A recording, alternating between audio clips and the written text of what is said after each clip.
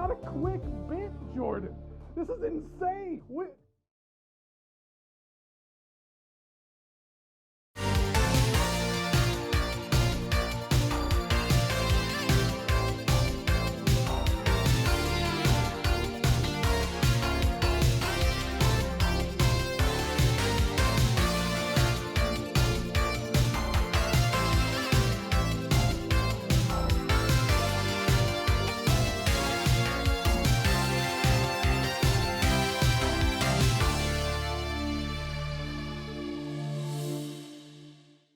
Hello everybody, and welcome back to the SMITE Pro League Kickoff Tournament on this lovely Saturday. It is day 2 of our event, and it is all best of 5s from here on out to figure out who is going to be our #1 seed to help divide out the divisions going on in for phase number 1 of the SMITE Pro League. And not only do we have an SPL kickoff tournament happening right now, but we also have a fantastic gem sale going on right now. So if you haven't gotten a chance to pick up some of your favorite skins in the game right now, now is the best time to do so because you get 33% off gems. There's also 40% off select chests now all the way through April 9th. So if you were wondering, man, when's the best time to pick up some gems? Now is the best time to pick those up. So make sure that you grab those. Pick your favorite skins. We got a cool new battle pass out. We got some great new skins out there. I believe a tier 5 Aphrodite skin available as well. So make sure that you pick those ones up as fast as you can.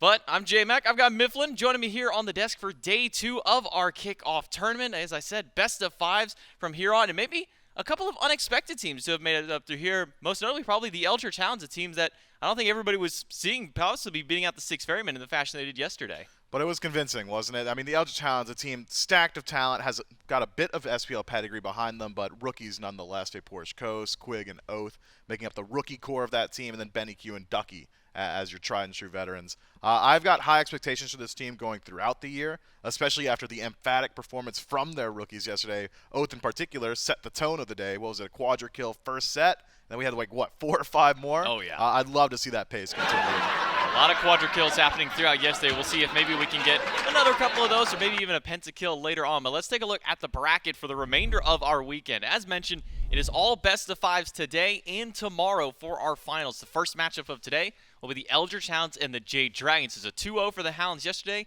and a 2-1 for the Dragons over the Leviathans. And then we'll end off our day with the Camelot Kings and Oni Warriors, both of them finding 2-0s against their oppositions just yesterday. And then the winners of these 2 matches will face off in that grand finals to see who will be the #1 seed to help divide out the divisions later on. Again, that'll be happening on our draft show post SPL Kickoff Tournament on Sunday, so make sure to tune in before and after the sets for some of our amazing shows that are going to be happening to kind of break things down for you moving forward on that. But talking about these 2 teams, I mean, Mifflin, we talked a lot about the Hounds, yesterday, kind of this new upcoming team kind of facing off up against some of the veterans. They had to go against the 6 Ferrymen, a team that had a lot of the core from the Titans of last season, and then bringing in other players like Bans.Game, bringing Cyclone Spin back as well for that squad. But now the Hounds got to go up against another Titan of a team. They got to go against the Jade Dragons this time around. PBM keeping the name at least from his team, but bringing in the core of the Oni Warriors and then LASBRA as well to that squad. Yeah, a team that I think is still finding their identity, per se. It feels like with so many members of the previous Oni Warriors, now they're kind of just playing into that. Get Dardez on his eclectic picks, have Vote, and Nika could just hold down those side lanes, and that operates where LASBRA and PBM can essentially just maneuver the map together. I'm curious to see how they evolve as a team. I feel like this is a squad that's really going to have identity shifts throughout the year, but for now, it's play SMITE, play the picks that they're each used to, and find some compositions they can build around them. And one of the rounds that they've been really trying to play through has been Vote over in that dual lane. And we've been seeing a re-rise of the Hunters. Remember at the start of the year, we were seeing a lot of the magical ADCs kind of pop up. Now we're kind of returning back to the form of Ishtar, Cernunnos, Rama are kind of those top 3 Hunters playing through. And at least for Vote in his last 3 matchups, all of them got to play a little bit of Cernunnos out there. So he hasn't really had to show his hand in the God pool just yet. And unless we start seeing more bans towards that Hunter, probably don't expect to see much difference coming up from today. Yeah, the unfortunate truth for Vote is that he has to share his God pool with Dardez. So the already limited Hunter pool, I suppose, cut in half a bit so long as Dardez is on this team. But somehow, some way, continually finds success on whatever it is that he locks in. And recently that has been the Cern. Hyper-aggressive playstyle in lane, has generally been looking for opportunities to go for boxing matchups, really loves taking that 1v1 once the supports start to rotate out. And then from there, it feels like Vote almost dictates the pace of LASBRA. It says, I'm going to invade this purple buff, LASBRA, you need to be there. Or I'm going to die on the purple buff. And usually LASBRA is there to help out. A confident player through and through, and for good reason. He's incredibly mechanically talented. When he has to flex it, has got a bit of a god pool, but recently, just sticking to that Cern means he gets to hide some of his strategies, maybe going further into the tournament. And getting to kind of dual lane now with PBM instead of what was Neilmaw for the last couple of years, so a bit of a dynamic shift just in the dual lane itself here, at least for this newly formed Jade Dragons roster. So we'll see if we get to see anything new from Vote today, or maybe it'll just be another run back of the Cernunnos for his squad. And for at least for the Jade Dragons, we got to see a little bit of kind of a dip into this new healer style of meta. We got to see at least the Hercules come out from Nika a couple of times yesterday. We saw the Hell support from PolarBearMike as well. So maybe we'll see if anything else kind of pops up. I know we've been talking a lot about how, everybody's saying, Aphrodite is the top pick right now, the top ban. And for all reason, we didn't get to see her at all in play, at least yesterday. Completely 100% banned out there. Yemoja has also kind of been seeing a lot of bans. Terra has made her way through, I think, only a single time so far, and we got to see just how potent of a god pick that one can be. So we'll see if anything can change up with that. But we do have the solo laner Nika from the Jade Dragons standing by for our pregame interview. Yeah, I got Nika, solo laner of the Jade Dragons. I'm still not used to that. It's going to take me a little while to get over that hump. I talked to Mike a bit yesterday, and I want to ask you a similar question to what I asked him. For the first time in really a couple of years now, you're playing with different initiators, right? You got LASBRA out of the jungle, Mike in support. You played with Neilmaw for a little while. Do you feel a difference in your play style and the play style as a team already from years of past? Yeah, definitely. I think this is probably the most flexible team I've been on. It feels like everyone just has such a annoying god pool to worry about. I guess it was showcased yesterday a bit with Mike and Dardez mainly. It just feels like we're so flexible and we have so many ideas to bounce off of each other that it's just really easy to adapt and figure out new play styles just for every set. And yeah, it's just been a lot of fun recently. Yeah, Mike ended the interview yesterday saying that the team identity is going to be if there's something annoying and broken in game, that's what we're going to play. Do you agree with that assessment? Yeah, I think it makes sense. I mean, Dardez historically only played annoying gods. Mike loves his mage supports historically, and I mean even the Athena yesterday. That's breaks away from traditional picks, and it's really game changing, different to deal with. So yeah, I think that's going to be something we look towards. Your opponents, the Hounds today, qualifier team took down the Styx Ferryman 2-0. Did it surprise you that one of the qualifier teams moved on to the semifinals? No, not really. I think they're just a really hungry team. Even at play-ins, they were my prediction to be easily the best team at the play-ins, and I think they were. So they're all just really talented players individually, and they will have a lot to prove. So I'm not surprised they're showing up ready. Talented team, excited to see them match up against you guys. Thanks for your time. Back to the desk. Thank you. Flexibility seems to be at least the name of the game for the Jade Dragons with their god pools. We've gotten to see what LASBRA was capable of in times of past between all the different assassins, bringing out the Athena yesterday and really putting on a showcase there. And then really just across the board as far as the roles are concerned. I mean, whenever I think of PBM, I think that this player can do just about anything. When the assassin supports were kind of a meta, that was what he was running. When Hercules and other warrior metas were a thing, PBM was running there. Now it seems that some of the mages are kind of popping up there for that team. But going up against them, and as kind of mentioned there by Nika, a team maybe not so surprising that was able to find a win against the Ferryman, the Eldritch Hounds. And you were kind of talking about the rookies of this squad. We talked a lot about BennyQ last year with his time on the Valkyries, Ducky whenever he was in the SPL in Season 8. It almost feels unfair to call VaporishCoast a rookie because he's been playing competitive Smite for a long time, even played in the console league, I guess professionally in the console league at that time. Well, why'd you add the I guess? Well, I'm assuming that we consider that professional league. He did shooting shots? No. Okay. All right. Cool. Were you making paycheck playing in the pro league for the console? Yeah. Then it was professionally. By definition, it was professional. But now his SPL debut, so I guess SPL rookie, but definitely not a competitive rookie by any stretch of the imagination. No, the Penta kid has earned that title since I believe the age of 13. So has been playing this game for a good long while and has really made his stamp known on every competitive match that he's been allowed to play in, and now in the SPL. I expect them largely to continue. I mean, it's an aggressive hunter that likes to act as a solo agent. Similar to what I had said about Vote, really loves looking for those 1v1 matchups, really does get aggressive in that lane. Seems as if he wakes up around that 8-9 minute mark once the supports rotate out. Until then, for the most part, we'll hang a little bit further back. I expect sparks to fly in the duo lane in this matchup. I really don't expect Vote to back down from him, and VaporishCoast has never once let go of his W key either. The only difference is maybe Coast will force Vote off of that Cernunnos. We've seen Coast at times in the past lean in towards those aggressive hunters, the Ishtars, generally what he's going to go towards, but when that's taken away, Cern seems to be that next up. It could be a strategy for them going forward. If the Hounds can take that off the Jade Dragons, it already shifts up the draft a bit.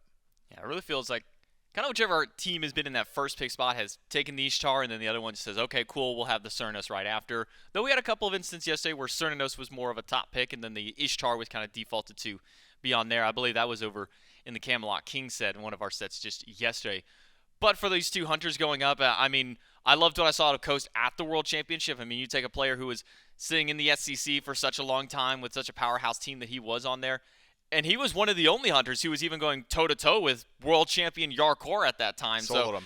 Whenever you have a kid with that much confidence under his belt, somebody who's willing to take those kinds of 1v1s against that level of talent, maybe no surprise we're seeing Coast and the Eldritch Hounds be able to have the kind of pop-off performances they had. Talking about Oathhh as well, I believe 11-3 on his Thanatos game in Game 2 yesterday against the Styx Ferrymen. Definitely a team you got to watch out for, at least in this tournament. But the picks and bans are ready to go. Remember, best of 5 for the Eldritch Hounds versus the Jade Dragons in our first set of the day. And I'm actually very excited to see maybe what new stuff will come out through, because we saw a lot of similarity as far as picks were concerned for both the teams. The Jade Dragons got Hercules a couple of games, got Hell a couple of games. Obviously, we talked about Vote having only his Cernunnos the entire time through. Same with Coast having the Ishtar.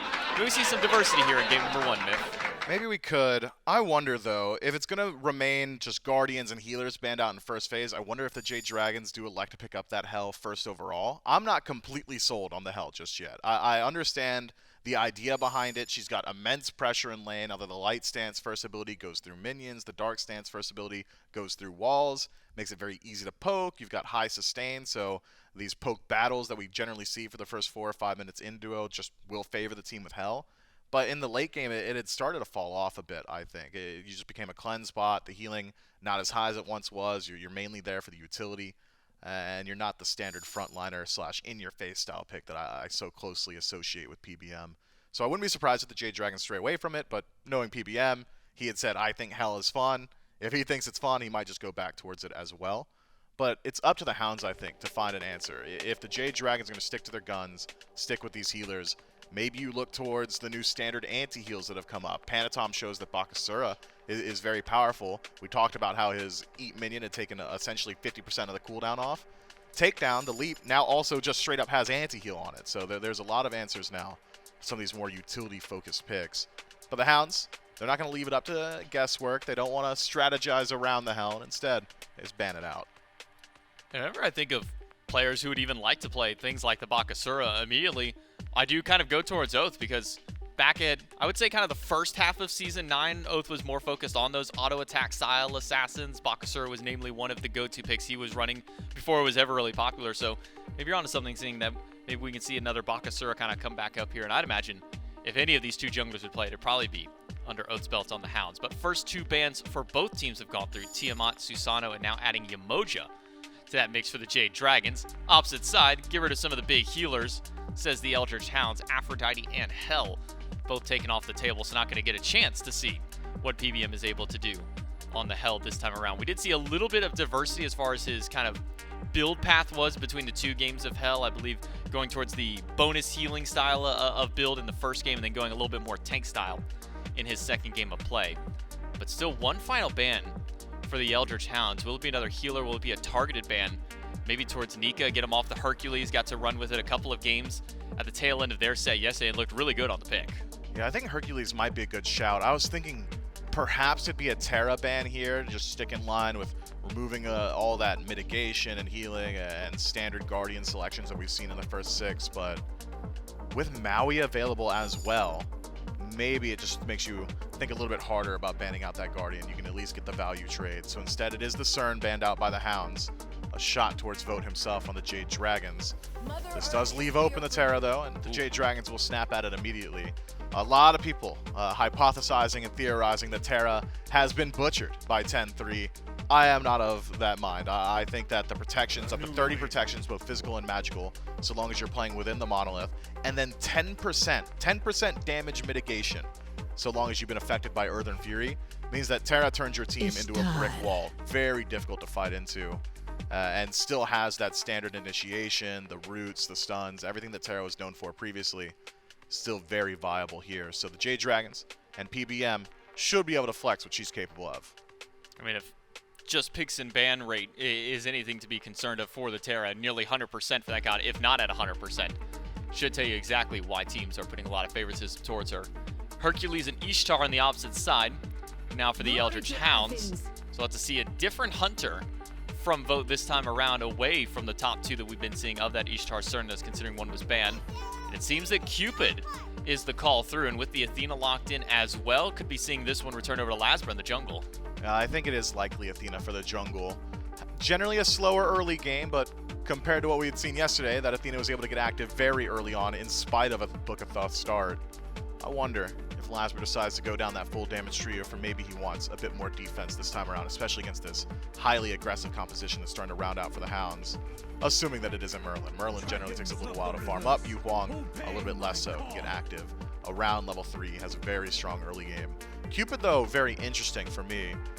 We've seen a couple of different style hunter builds, the Executioner, Penetration build. We've seen a few guys go towards kin size. For the most part, it's been crit, though. A whole lot of Envenom Deathbringer, Bladed Boomerang, just get your RNG rolling and pray that your auto attack hits harder. I'm not so certain that Cupid is the crit guy, though. When I think of Cupid and Cupid metas, it's generally been ability-based hunters, and we've seen that a little bit from AMC out of mid in particular. I wonder if this Cupid's going to go down that Transcendence route, maybe a Jotuns as well, and just play that ability focus. It's worth keeping your eyes on. It'll be a Huang as the final pick for the Eldritch Hounds. That's one that BennyQ typically defaults to alongside the Merlin. That's kind of the go-to mages for him. And then we jump into the second wave of bans. Odin, Amuz, and Cobb taken away, so a shot at Dardez, and then just a general ban up against the Jade Dragons with how much or how little they have to deal with the cage, at least for the time being. And then Nox and Ymir on the opposite side, banned by the Jade Dragons, taking a shot there at the support Quig. We'll have to see how far down to the God Pool he is willing to dig now, with 3 of the big support bans taken out. And I guess you can maybe even throw Afro in that, because we've been hearing a lot about the Aphrodite support as well. I wonder if maybe with this Cupid we could see that new Vital Amplifier item gives you a little bit of extra attack speed and basic attack damage whenever you do heal yourself or heal some of your allies. Haven't seen it just yet, but haven't really seen a god to really utilize it just yet either. Cupid should be able to keep that passive proc just about whenever he wants. Could be. You're sacrificing a good deal of other offensive stats if you do elect to go down that itemization path, especially if you do go down the crit tree as well. You need the synergies between Bladed and Deathbringer, or maybe a Rage if you decide to go there. So could be a pickup for Cupid. I'm not going to hold my breath. I don't think it's necessarily high likelihood. What is really surprising, though, so far in the bans is this just ignoring of Maui so far. We've seen Maui once or twice throughout this weekend. He's had phenomenal performances. Seems like that god has been essentially unaffected by Season 10 and 10-3 from the world's performances from Genetics, and since then has just been very dominant. Instead, though, wondering where Quig would go when limited in the god pool, heads over to the Ares. I mean, it's got a great counter matchup into Terra and Athena in particular. Both are very telegraphed when they want to use their mobility. Athena, her shield starts glowing, and you hear that ringing in your ears. Terra throws out one of her 2 other abilities first, and then you know she's going to dash exactly there. Chains can prevent that relatively easily. Cupid as well, of course, going to struggle to use that flutter. But up against Hera and Surtr, maybe not the most utility out of your support. They're already largely immobile, though, so maybe not a big deal there either. Bolstered defense, good synergy, should keep that Hercules alive. We talked about what Terra does. It's 30 procs both ways when you're in the monolith. Ares with bolstered defense gives you 50 of each so long as you're standing near him, so a little bit more mobile in that regard. I like this draft from the Hounds. It's very run it down, whereas the Jade Dragons, maybe a bit more standard in that the initiation makes a good deal of sense to me. It's Athena dash in, taunt, have Hera drop her ultimate, and then you've got the chain CC of Terra or Surtr behind you. Leave that Cupid alone essentially in that backline to self-peel, use Fields of Love for himself, or even to follow up or chase out some of these kills. But if I had to give an advantage to one team or the other in the early game, and I think the early game is going to be the biggest difference in these drafts, the Hounds have got a significant advantage. I mean, you got Oathhh back on the Thanatos that he was able to run with really well yesterday. An 11-3 performance to kind of close out Game 2 against the Ferryman. And yeah, the Huang, those first few levels, as always mentioned, so powerful on that god. But talk to me a little bit about the Surtr. We saw it a little bit yesterday. I believe it was Scary D who piloted this one. Had a great early game. Felt like it kind of had a diminishing mid and late game. How do you kind of feel about Surtr on the composition here for the Dragons? Surtr is in a very interesting spot because when I think about what he brings to a draft, it's run it down damage. I'm just going to get in your face. He almost reminds me in play style of something like a Kuzenbo. Oh, he's standing in front of me. This is so annoying. If I can ignore him, great, but he's not exactly doing enough damage that I really need to pay attention to him. But the CC, the disruption factor, just the idea of, oh, he's going to heal whatever I throw at him anyway, and it's very annoying in that regard, but I'm not completely sold on Surtr just yet. I'm sure that we're going to see eventually what really makes him stand out. When Surtr has a Surtr game and he's stacking up that first ability consistently, maybe the damage starts to roll through. But until then, he just feels generally like a safe pick that is a mobile in lane. Things like Kuzenbo and Jormungandr come to mind as analogs of this pick. Well, the Jade Dragons and the Eldritch Hounds square off for a best-of-5. Winner moves on to the finals tomorrow. Loser goes home. It all starts here in game number 1. To do that, we'll throw it over to Dave and Gore. And we officially move into our best-of-5s here on the SMITE Pro League Kickoff Tournament. Remember, Goremizer, we're on our way to finding our first seed, who will then be our first team in the first division. They'll send a team over to the second division. We'll ping-pong back and forth from there. The Jade Dragons, a team that did some retooling, some reshuffling. Nika, Dardez, Vote stayed together from that Oni Warrior squad last year. Add LASBRA, add PolarBearMike. And took a game to really get going yesterday against the Leviathans, but seemingly, and according to PBM and Nika, the frontliners of this team have got it figured out. I'm really excited to watch this one. More so, like you said, to kind of get eyes on the Dragons, see how they're, I guess, vibe check today. But also because the Hounds, I mean, they came out swinging in a way I didn't think they were going to. I knew their set with the Ferryman was going to be a fun one. I just didn't expect that result, right? Yep. Did not expect to see the Hounds as domineering as they were. Definitely some slip-ups. I think that they're going to want to maybe address from yesterday coming into today, right? Especially in game number 2. Game 1 maybe a little cleaner. But I think that they had a lot going for them. Oathhh, I mean, looks phenomenal on this Thanatos at one point yesterday. New. This is new, right? Am I crazy? No, this is definitely, this one's new. I don't know if we've seen green and red get pulled with one another.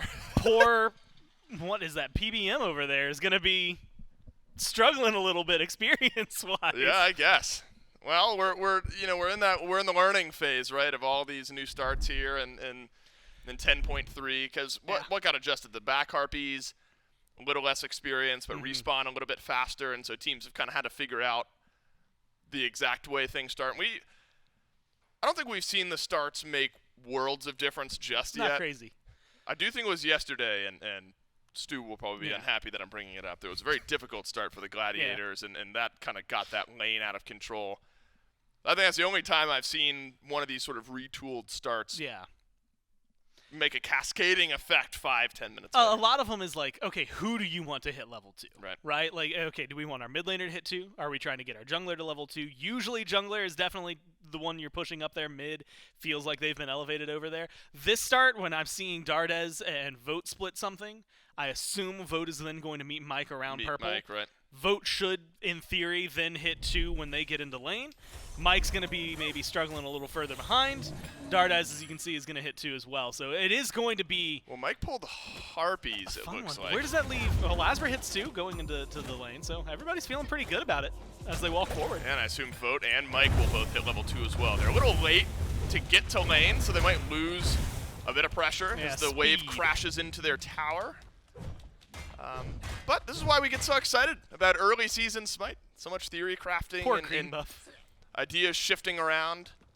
Oh, just never got picked up? Oh, I didn't even realize that you had mentioned it. Mike had split the speed. He's got a speed buff on him. Oh, Mike does have a speed. He's zooming. We'll see if Terra gets anything done with the speed buff. Dardez loses a bit of pressure in lane. The waves will crash into the tier 1 here. And I think this duo is something we're interested in following along with this year, Gore, is LASBRA now with Dardez. After a couple years playing with Cubo Fred, and That roster found some success. Yeah. But LASBRA yesterday on this Athena jungle pick really made stuff work for the squad. And so I think that's why we're excited to see what Vote and the carries of this Jade Dragons team can get done this year. Some health trade happening over in duo. Quig is so low and could actually be an opportunity for an early kill, but looks like Quig and Coast will be okay. Speed buff on the Terra Gore, maybe carrying some weight early in the laning. You can phase. close gap. Look, and the autos, like what you're doing as Terra, keeping people in combat, CCing them, slowing them, things like that. I think that Mike is actually in a spot to really bully people out. The problem is especially these early game bullying, you know, you're going to get some of the pots ticking. So you're getting rid of those, but that's not going to get you the first blood just yet. It feels like they were just off the mark, you know, Vote shooting towards one, PBM going for another. And unfortunately, maybe splitting the difference and not getting a kill because of it. I also think it's funny, looking at this roster and the Jade Dragons, I feel like Mike took a page out of Hardcore's book. He looked at that dude and said, well, he's surrounded by Europeans. He got a world championship. That's right. Maybe I got to do the same thing. I think this is going to be a fun team to watch. You know, the core, there's a lot of conversation about it. If you watch a lot of the threads over the last few months after the team was announced, it's talking about, you know, your Nika, your Dardez, your Vote, this three-man, you know, piece combo that has just been hanging together for years and years and years. And okay, when do you maybe decide, was it us, was it our supports, was it our work ethic, like where is the dissonance for success and things like that? And so knowing that they feel like they're on the right path, the right trajectory for this year, I think makes it a really, really fun team to watch, to see if they can live up to the expectations maybe they've set for themselves even, not just the ones that the fans have for them. I think there would be slight concerns after Game 1 against the Leviathans yesterday. Felt only Warriors of last year-esque type of loss, but then the bounce backs in Game 2 and 3 maybe reinstill some confidence in this Jade Dragons team. It's a really good point, though, and it's something we'll follow along with all year long. Between Nika and Dardez and Vote, we've tried a lot of stuff. Because you get those three, like you mentioned, but LASBRA brings a new perspective. Mike, I believe, even though I don't think he's actually officially listed, like Cherry is giving like input every now and then for the team. And so I think they've got enough external and other perspectives that I think it's going to cause a shakeup. I believe Sam Marbach is officially like their LAN coach, right? He'll be the one actually attending the LANs and helping the team while they're here, and then Cherio provides... Cherio's the Dragon's official consultant. That's right. But, you know, I don't want to make any sweeping statements, but I will anyway. Like, this might be the year for Nika and Dardez and Vote to say, okay, we stuck together, we've changed our jungle and support. If it doesn't work this year, we'll see what happens in the future. But this is a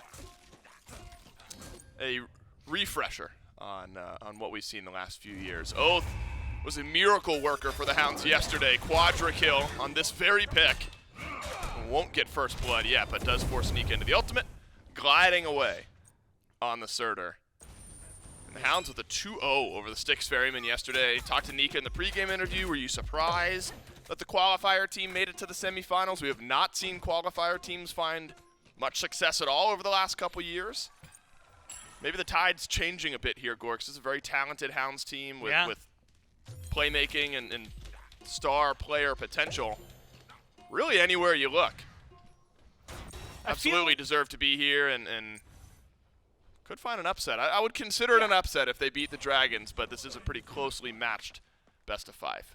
I think that, you know, you bring the right perspective to it, because a lot of them are new, but like BennyQ has the year experience in the SBL, and specifically, because a year doesn't sound like a lot of experience, right? But being able to go from last year into this year immediately, right, back to back, so he knows a little bit more of the tendencies, he knows what the styles are right now. They also got a little bit of competitive play earlier this season, so I'm sure that helped him out a lot.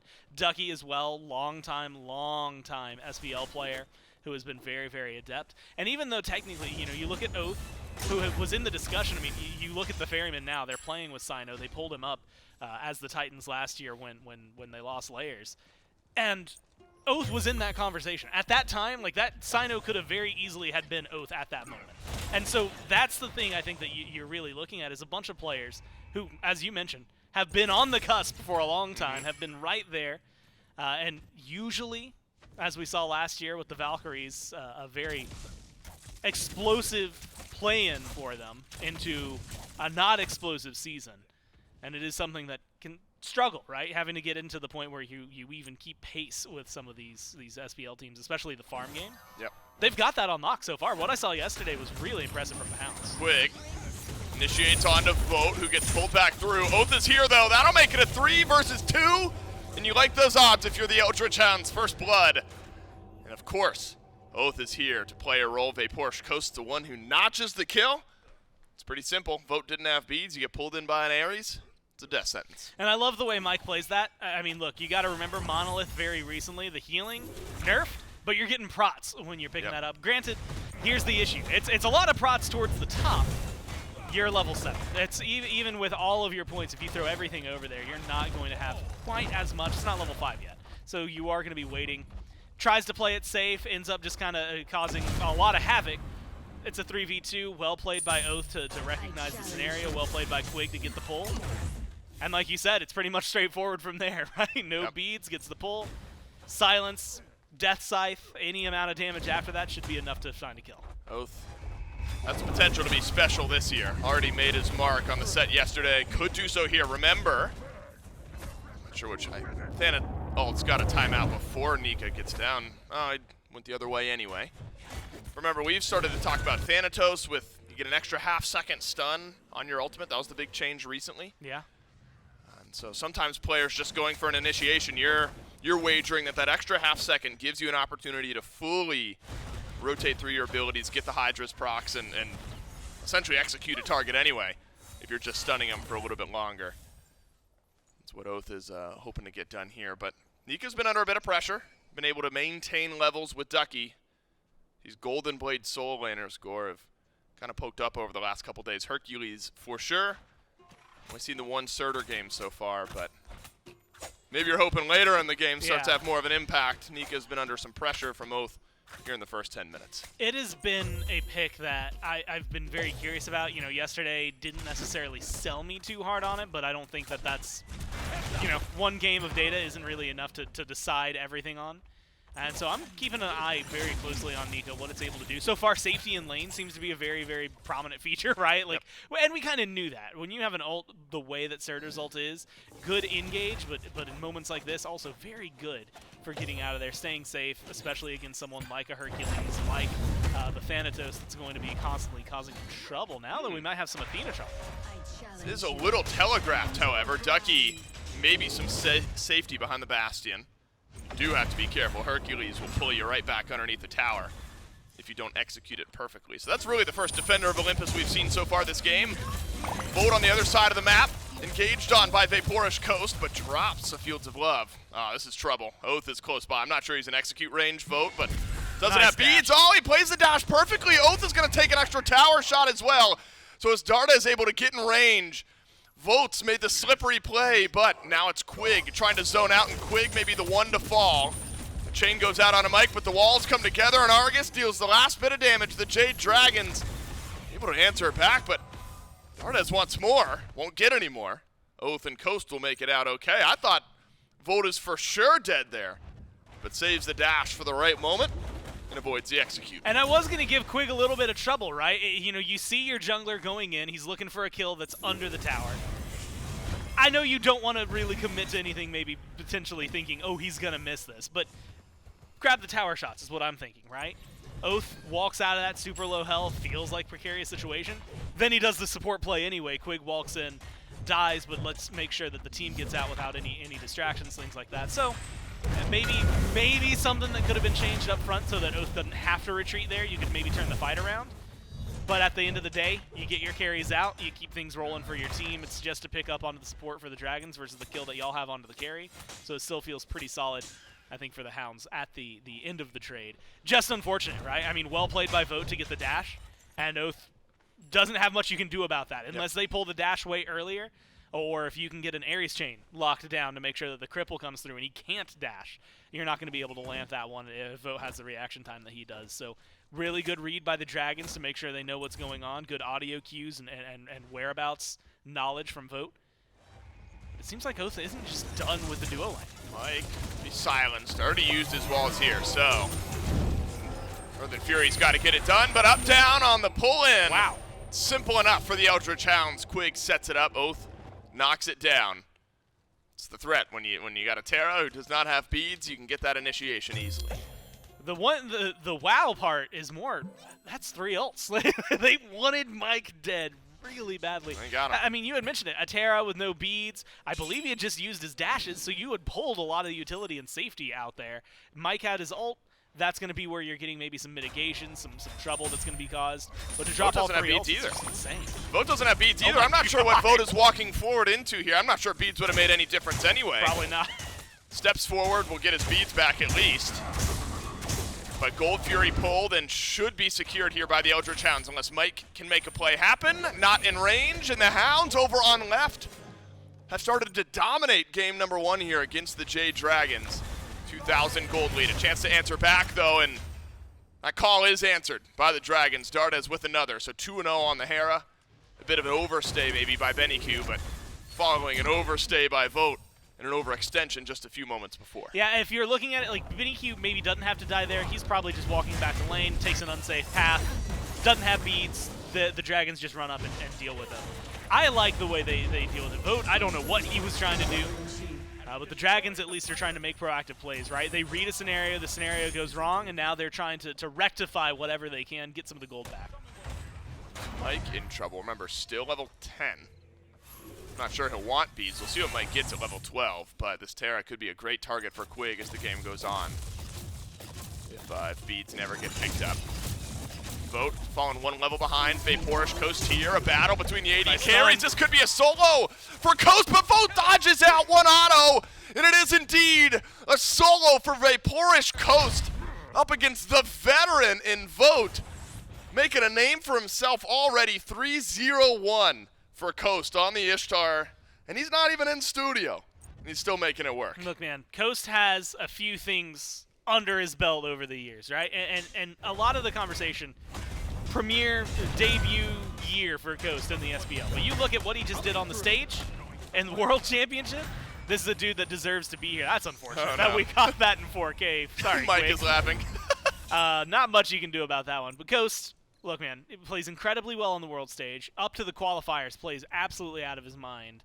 To the point where I think a lot of people were surprised that when the first 6 teams were announced for the SPL, Coast wasn't on any of them. And that maybe goes to show how deep some of the carry pool is. But maybe caught a lot by surprise, earns his way here. You go back even further than some of the SEC stuff, though, including some of the SEC stuff. This dude has more pentakills competitively than pretty much any other player. And the way that he has been able to do it has just been very fun to watch. And it's a treat getting to watch that kind of growth, right? Going from the console league into the minor league, into the challenger circuit, now up into the pro league. It has been a really, really fun career to keep eyes on. I remember sitting in the little crowd that had amassed at Hi-Res while watching the LAN where he pinted Mifflin. Yep. And seeing he couldn't even, in the chairs, his feet didn't touch. And going from that to now this kid that we're watching in front of us, I'm just really, really happy to see what the Hounds have. And like you said, a 3-0 start. You got a level lead over Vote. A small item lead feels really good. No beads for a minute, so maybe he has to play carefully. But I think that lane is going to be a spicy one for the Hounds. Quig blinks forward, but doesn't have ultimate. I'm not sure what he was blinking forward into. Death potentially, but a great route from BennyQ, I think, keeps a taunt at bay from LASBRA.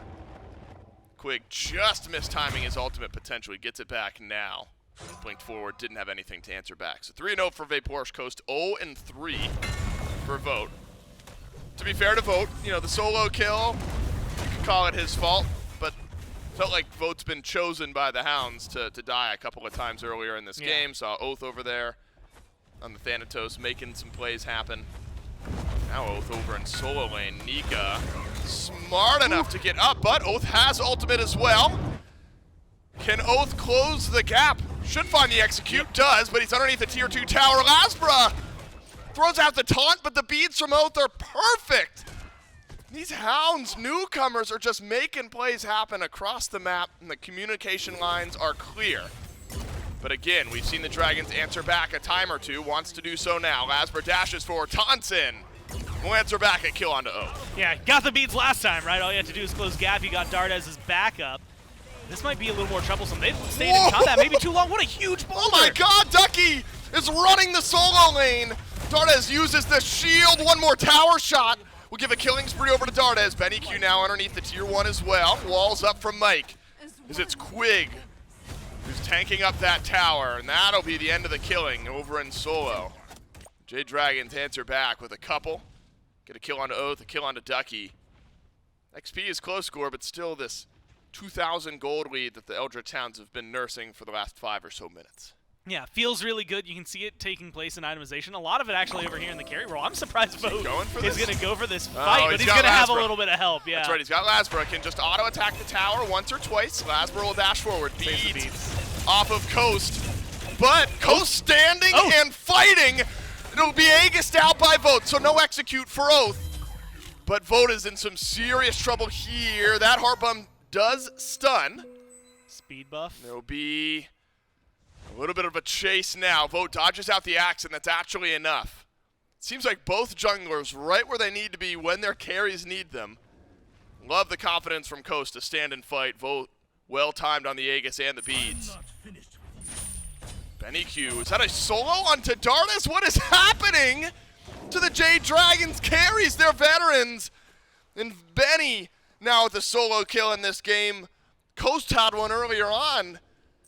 Gore, a potential mismatch here. The Eldritch Hounds have been able to find their openings. I mean, well played. In a moment like that, like, your team needed another kill just to keep ahead, right? And we're talking about this lead. I think that's where they're trying to lead into. Now you've got the experience. Now you've got the gold to match. You've got everything you needed, but you needed big kills. You get a shutdown kill. I was going to troll a little earlier and say that Ducky gave the kill to Dardez so that it would then be a shutdown on the killing spree, things like that. But that's actually a huge deal in terms of some of the gold. Now you're getting control on the map because of these plays. I think that we are looking at a Hounds team that is not only incredibly hungry, but playing really adept in the way that they're trying to tackle this. It's a team that's playing with confidence. Oathhh confident that he's got to use his ult to get out.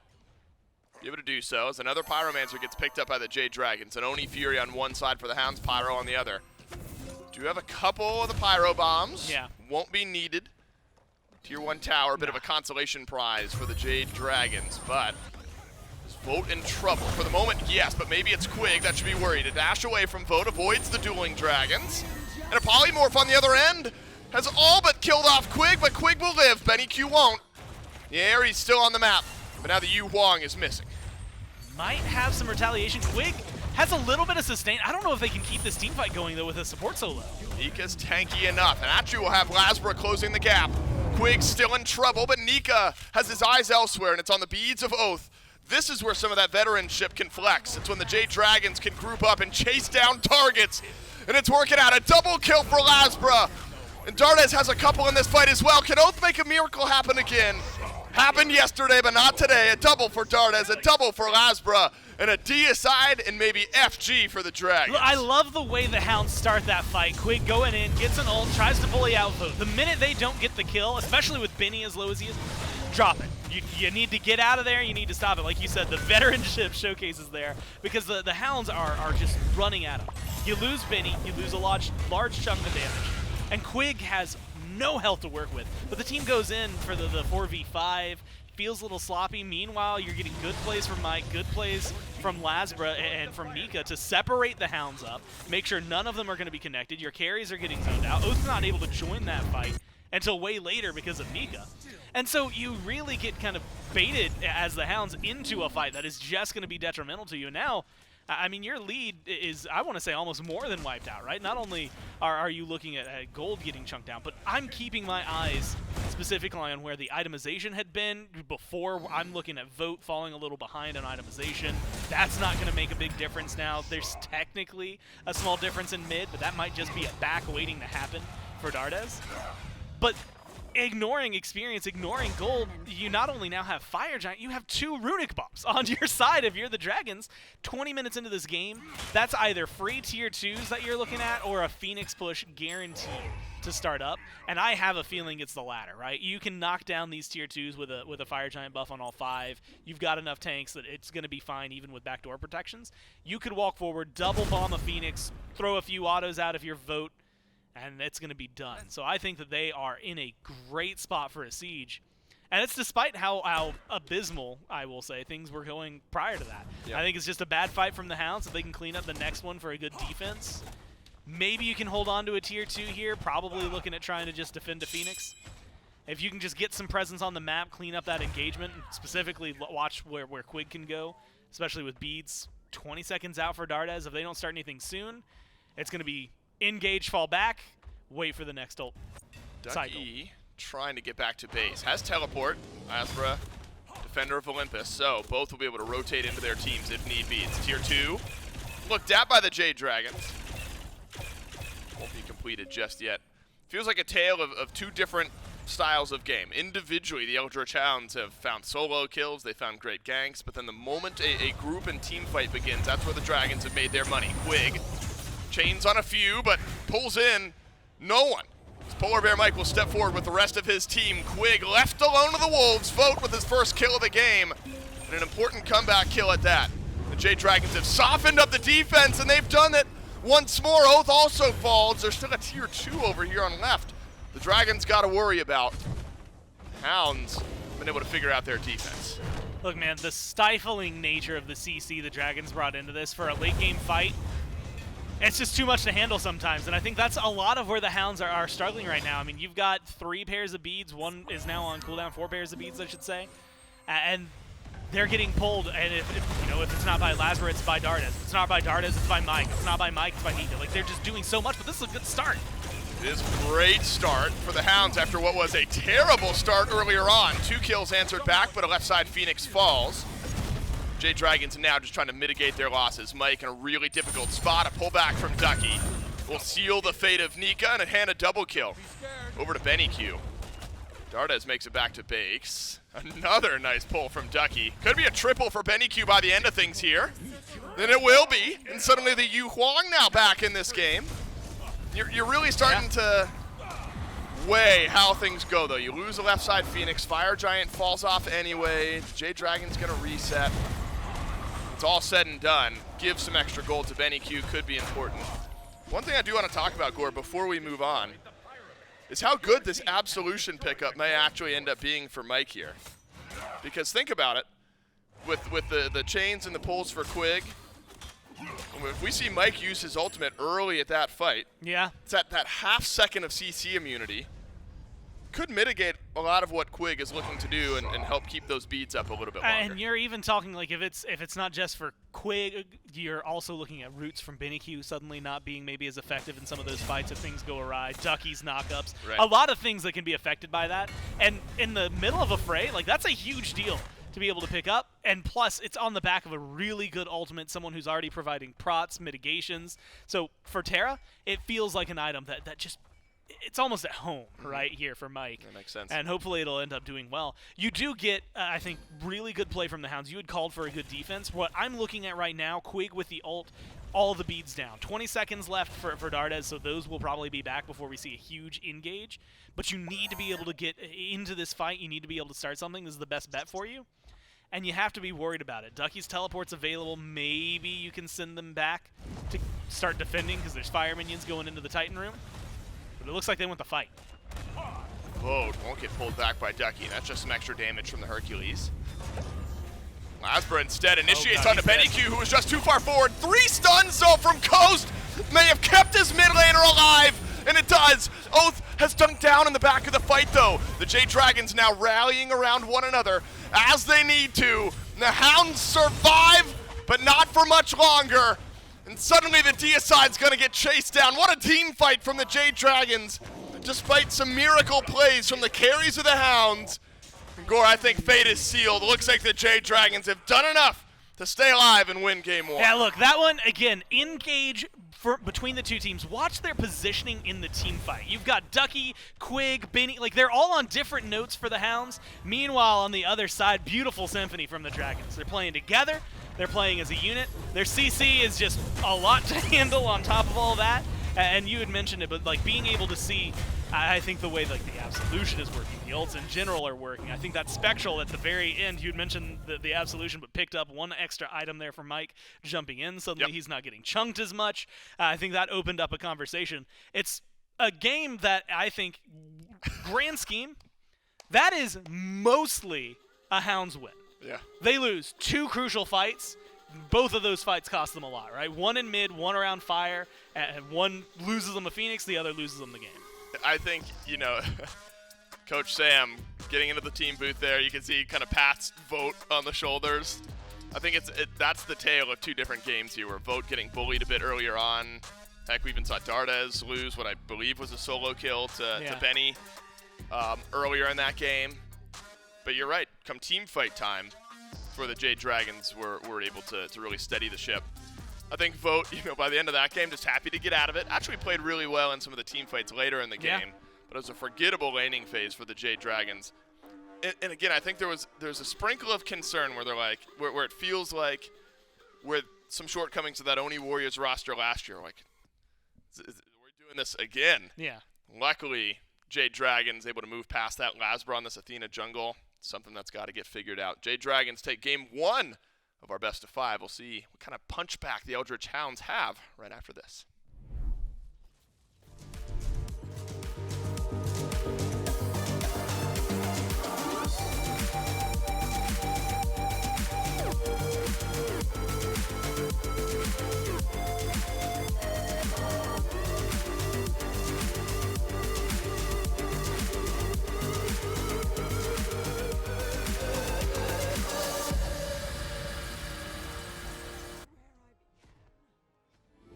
Gods and goddesses, welcome to the SMITE God reveal for the Minion, the god of something. On the battleground of the gods, for the immortal to exist, there must be the mortal. In the season of monsters, Surtr and Martichorus rose to unstoppable domination. Those that were unplayable now become unslayable. Now a new NPC rises, charging eternally and dutifully into every battle. The minion has but one purpose: to serve a higher power. And yet, to the gods that cross them, be warned. Though they may serve the gods, the next thing they serve may be vengeance. Yeah. The minion's passive is Light Jog. As the minion charges into battle, their walk turns into a slightly brisker walk, allowing them to close the gap against enemy gods in a moderate, but not unreasonable, amount of time. The minion's first ability is Sword Slash. The minion swings their sword, dealing light physical damage to enemy gods, while gaining a stack of trying their best with every swing. The minion's second ability is Down in Flames. The minion summons the might of the Phoenix, gaining double attack power for a short duration. Just like the fallen Phoenix, the minion... The minion's third ability is... Oh, damn it. Come on. Come on. Finally, the minion's ultimate is Jacked and Stacked. The minion gains plus 2,000% physical damage, plus 2,000 magical and physical protection, and a 1% speed buff to Light Jog. They then unleash every NPC onto the map and remove every single playable god, demigod, and monster in the game, including Lore Lady. Wait, I'm not even a playable character. How is that fair? Thanks for watching the SMITE God reveal for The Minion. Available April 1st in the season of Nope. Wait a second. What does this say? The Manticore? The Manticore actually happened?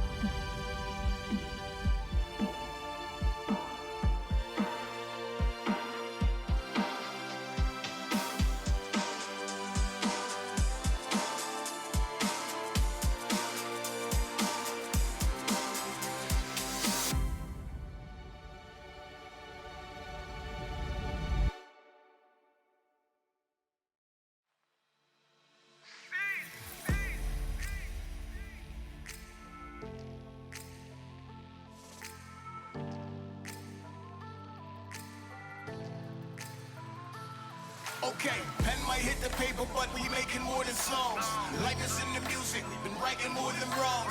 Lightning in the bottle, stories too long. That's why I'm in the front row, arms locked with the strong. See, I don't know how others get by. Me and my sisters and brothers alike, we step in the party knowing everybody's a part of a bigger and better reply. My money's on why, cause we do it die, and why would I lie? Cause who could deny they jumping together when feeling the vibe? And the only concern is you feeling surprised. I can't slow now, cause when it goes down, we all know either you move or you frozen. Path was chosen, it's like that. It's like that.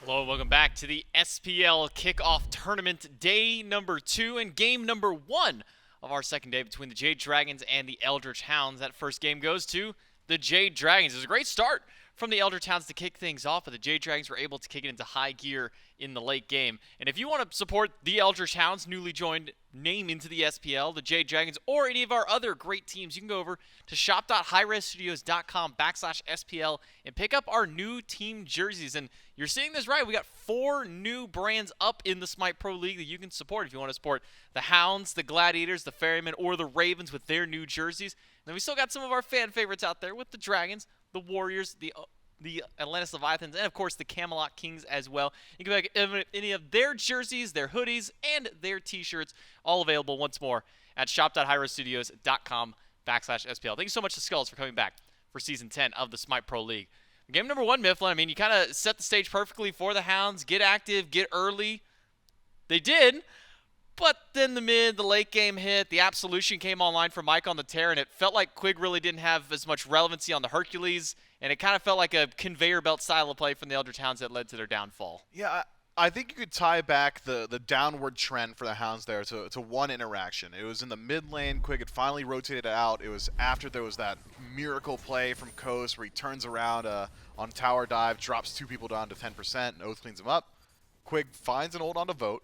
BennyQ standing nearby and just didn't hit his buttons. He just didn't hit his buttons off pool, and from there it was a 4-man wipe. The Jade Dragons take out 4 members of the Hounds, take them off balance, grab themselves an early fire giant, take out that left side Phoenix. Until that point, the game was completely dominated top to bottom by the Eldritch Hounds. Individual play at that, netting them massive leads across the map. Coast finding a couple solo kills up against Vote. Benny solos out Dardez once or twice. Nika has a quiet game out of the solo lane, but Surtr is pretty much unkillable, so I can't blame Ducky for not being able to do what the rest of his team had been able to. But once the team fight phase did start up, because of that massive swing in mid, the Jade Dragons, who had been just dominated for 15 minutes, were allowed to utilize their team fight composition with a pretty minor deficit. I believe it was about 2,000, maybe 1,500 gold separating them. And if that's the case, LASBRA's going to dash taunt, Dardez is going to drop his ultimate, Vote's going to be allowed to free cast in the back, and everything's going to start to line up. Had the Hounds just cleaned up a little bit of that mid game, had they been able to extend their lead even another 1,000 or 2,000 gold before they blundered, I think this game ends probably a little bit faster and probably in favor of the Hounds. And it really did feel kind of after that 15, 20-minute team fight around that mid lane, that's where it felt like communication started to kind of fall apart for the Hounds too, because before then, I mean, everybody was on point saying, hey, I'm just going to hold here, I'm going to stand my ground, Oathhh, come clean up these kills for me on this lane, whether it be over in the solo lane, whether it be in the dual lane, because Oathhh was all over the map on this Thanatos. So at one point, he's killing Vote on the left side, and then he's diving on the opposite end to find another kill all over in the solo lane. So great start out at least by the Eldritch Hounds, but maybe a little bit of cleanup as the mid and the late game goes through, at least for their team, to try and face off against the Jade Dragons. Because, I mean, you look at players like this on the Jade Dragons, a couple of EU guys over there, and we always talk about how, you know, EU teams in general, at least at the lower leagues, like to play for those later style games, and a little bit of that does kind of brush into the former Oni Warriors core, at least in this Jade Dragons team. We'll see how the things shake up in game number 2 of our best of 5 between the Eldritch Hounds and the Jade Dragons. We jump into the picks and bans for our second game, and I don't imagine that the Eldritch Hounds are going to want to let Terra get through over to Mike. Maybe they leave it open to grab it for themselves, but I don't see a world where Mike is able to pick that one up again. I don't know. It feels like, sure, the Terra was good. It really was, especially in the team fight, but it wasn't the reason the Jade Dragons got back into the game. I think it was unforced errors on the Hounds. So Had they decided to run back the bans, I wouldn't have been overly surprised. If I were to target out anything, I think I do agree with the Hounds here. Dardez on that Hera just couldn't be allowed through. That was a silver lining in the team fight. He was just doing too much damage, and it seemed as if there wasn't exactly a great answer to him. So the Hounds found their answer. It's just remove it. Well, let's not think about it anymore. Just get it off the table and see where the Jade Dragons go when their god pools have been challenged a bit. No more pick for Dardez and LASBRA, both of those targeted shots in the first round of bans. Hera and Athena alongside Aphrodite by the Eldritch Hounds. Jade Dragons will ban away Susano and Terra. And in a position like this yesterday for the Jade Dragons, they'd leave hell open, see if they'd be able to pick that one up for themselves in at least the second and third pick. We do see the Ishtar will be the final ban. That leaves open the Yemoja immediately. Snap lock for Quig on the side of the Eldritch Hounds. Now the Jade Dragons have at least something to respond with. Cernunnos available to pick up a quick Hunter if they wish to do so. And yesterday, I believe the call was just to go Hercules, Cernunnos, and it seems they'll run that one back here into game 2. You got some flexibility now with the Jade Dragons draft. Hercules, for the most part, slated for the soul lane. I've been a huge proponent of Hercules out of jungle, and we know for a fact that Mike's willing to play it out of support. I think it is a fair bet, though, that Nika's taking that one for himself, and that Cern is heading over towards Vode, who should have the advantage now in the lane matchup. Ishtar against Cupid. Cupid feels pretty miserable, and it looked pretty miserable as a spectator in that one. I mean, Vode, I believe, sold out twice in the previous match, so looking for a bounce-back performance here from the Jade Dragons ADC. Up against Ram, I wouldn't say it's as bad a matchup as the Cupid Ishtar. I think probably 6-4, favoring Cern there, so long as you're boxing. Get dropped low, Ram's going to head up to the air and win out the fight every single time, especially with the healing from this Yemoja. So in the 2v2, regardless of Guardian lock-in for the Jade Dragons, I think you probably will favor the Hounds in the dual lane, at least for the first 5 or 6 minutes. Once supports rotate out, it should shift in favor of the Jade Dragons. Tiamat as the lock-in for the Hounds. Generally, BennyQ loves to hold that pick until bottom 2, wants to wait a little bit longer. The Merlin comes to mind as one of his bread and butter. Instead, now it goes towards something we'd seen a whole lot during the play-in tournament, something we'd seen at Worlds as well, the Tiamat. Great at farming up, controls the buffs incredibly well. Relatively tanky when you're in that quadrupedal stance, just very hard to shut down this pick. If you're worried about the initiation of the Jade Dragons, and you should be now with this Baron Samedi locked in alongside the Hercules, essentially turning your mid laner into another frontliner, it's a pretty smart answer. Baron picked up along the Herc and the Cern for the Jade Dragons. Small adjustment to Baron, obviously a little bit of a hit to his heal, but now granting slow immunity for the buff duration with that consigned spirits that heal on his, as opposed to just prior as it only being a slow cleanse, so a little bit of extra speed for the team throughout the remainder of these fights. As the second wave of bans starts up, Odin seems to be the common second phase ban, at least for a lot of these teams out there, especially when you're picking such immobile compositions like the Hercules, the Cern, the Baron, gods that can't really deal with that cage very well. So Jade Dragons will answer, making sure to take that one off. And then, still continuing to fire shots over at Dardez are the Eldritch Hounds. AMC, one of the other 2 of 3 gods, at least quoted by PBM, that Dardez knows how to play. Well, that one won't see the light of day, so let's see maybe if Dardez brings out that third pick here in game 2. Do we know what the third pick is? He didn't say brain. what it was. We knew the AMC and the Hera. I gotta imagine, I'm thinking like Disco or Neath? No? I'm thinking Disco as well. That's generally where Dardez tends to move. The Agni comes to mind. He's gone towards the Chronos, but I don't think Mike wants that with this composition. You'd really like to have a little bit of AoE damage with all the CC that's already locked in for the Jade Dragons. So, yeah, I'll hedge my bets. I'll say it's likely Agni for the Jade Dragons going forward, unless the Hounds decide to ban that one out. And they're thinking hard, trying to figure out which way Dardez is headed. Instead, shift it up completely, take off the Naja. A ban that is fine. Naja generally plug and play, I think. The damage output from him, the crit items as they are, feels like Naja is probably in a pretty good spot right now. But having not seen the mid laner, assuming this Baron Samedi isn't going to mid, is likely for the soul lane or perhaps even support. We know Mike loves that type of pick. It is interesting to see the Naja taken away. There's so many assassins available at that. I mean, Batz has had a great performance so far this weekend. I can't believe I'm saying it, but Thor's gone ignored all weekend as well. Mercury's out there too. Plenty of hyper carries available. Maybe the Hound's just worried about how that Naja would have slotted into a dive composition. It will be Merlin. selection for the Jade Dragons. I was almost thinking for a moment, as soon as you said Hunbats, it kind of rang a bell in my mind of the Morgan. Could have been maybe a possible combination. Could have done Morgan Hunbats for the Dragons. I mean, LASBRA was shown to have been one to play Hunbats in the past. We'll see if maybe if that gets locked in later. But Thor, I believe one of the only other players kind of running this one right now is Ducky on the side of the Eldritch Hounds. We'll see if that one goes to him or to Oathhh, potentially with this last selection. Most often, when these two players have been playing with each other, it has been Ducky getting the Thor. I wouldn't hold my breath to see if maybe Ducky gives Oathhh a little bit of a chance to shine in.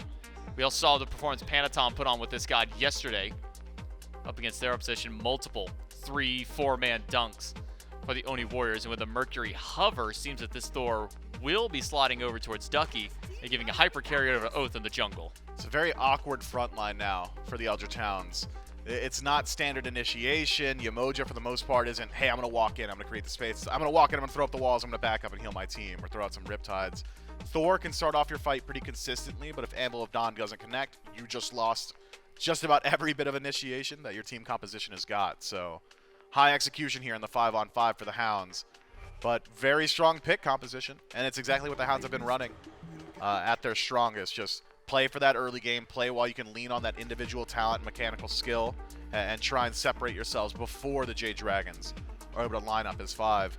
It is the same methodology and ideology of the previous game. The Hounds, I think this is one that you really got to look at the early game, and then in the late game, you pray that this Mercury is big enough and fed enough that he can carry you through and close out the match. The Jade Dragons, on the other hand, don't fall behind early, group up as 5.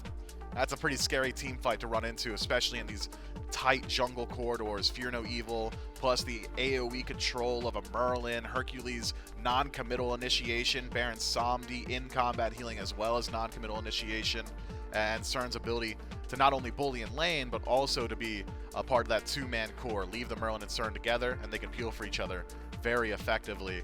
I'm keeping my eyes on the first 15. If the Hounds can reprise their performance from the previous match and just not fumble it around that 15-minute mark, I think they could really run away with this one.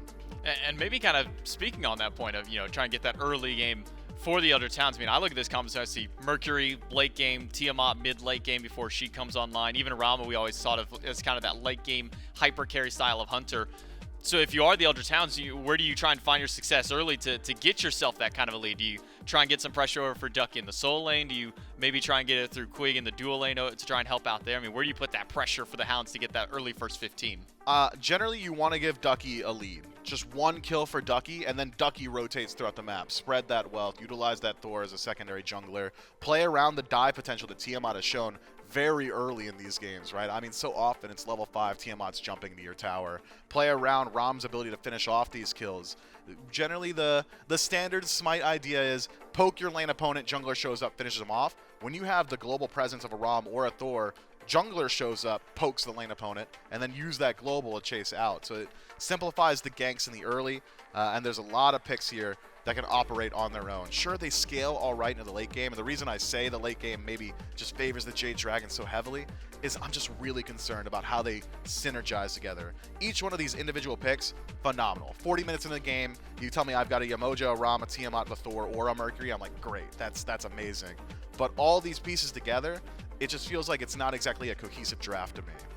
Okay, so the Eldritch Hounds definitely want to get the ball rolling a little bit earlier for themselves. Jade Dragons, as you say, maybe play a little bit of a waiting game. Just kind of hold out for the first 20 or so minutes, and maybe then the team fight works out for them. We'll see if the Jade Dragons can do just that and extend their lead to a 2-0, or will the Eldritch Hounds be able to find some success and tie things up for game number 2? Let's go ahead and jump down to Dave and Gore. Well, the desk talks about the Eldritch Hounds getting off to a fast start. Gore, it's exactly what happened in game 1.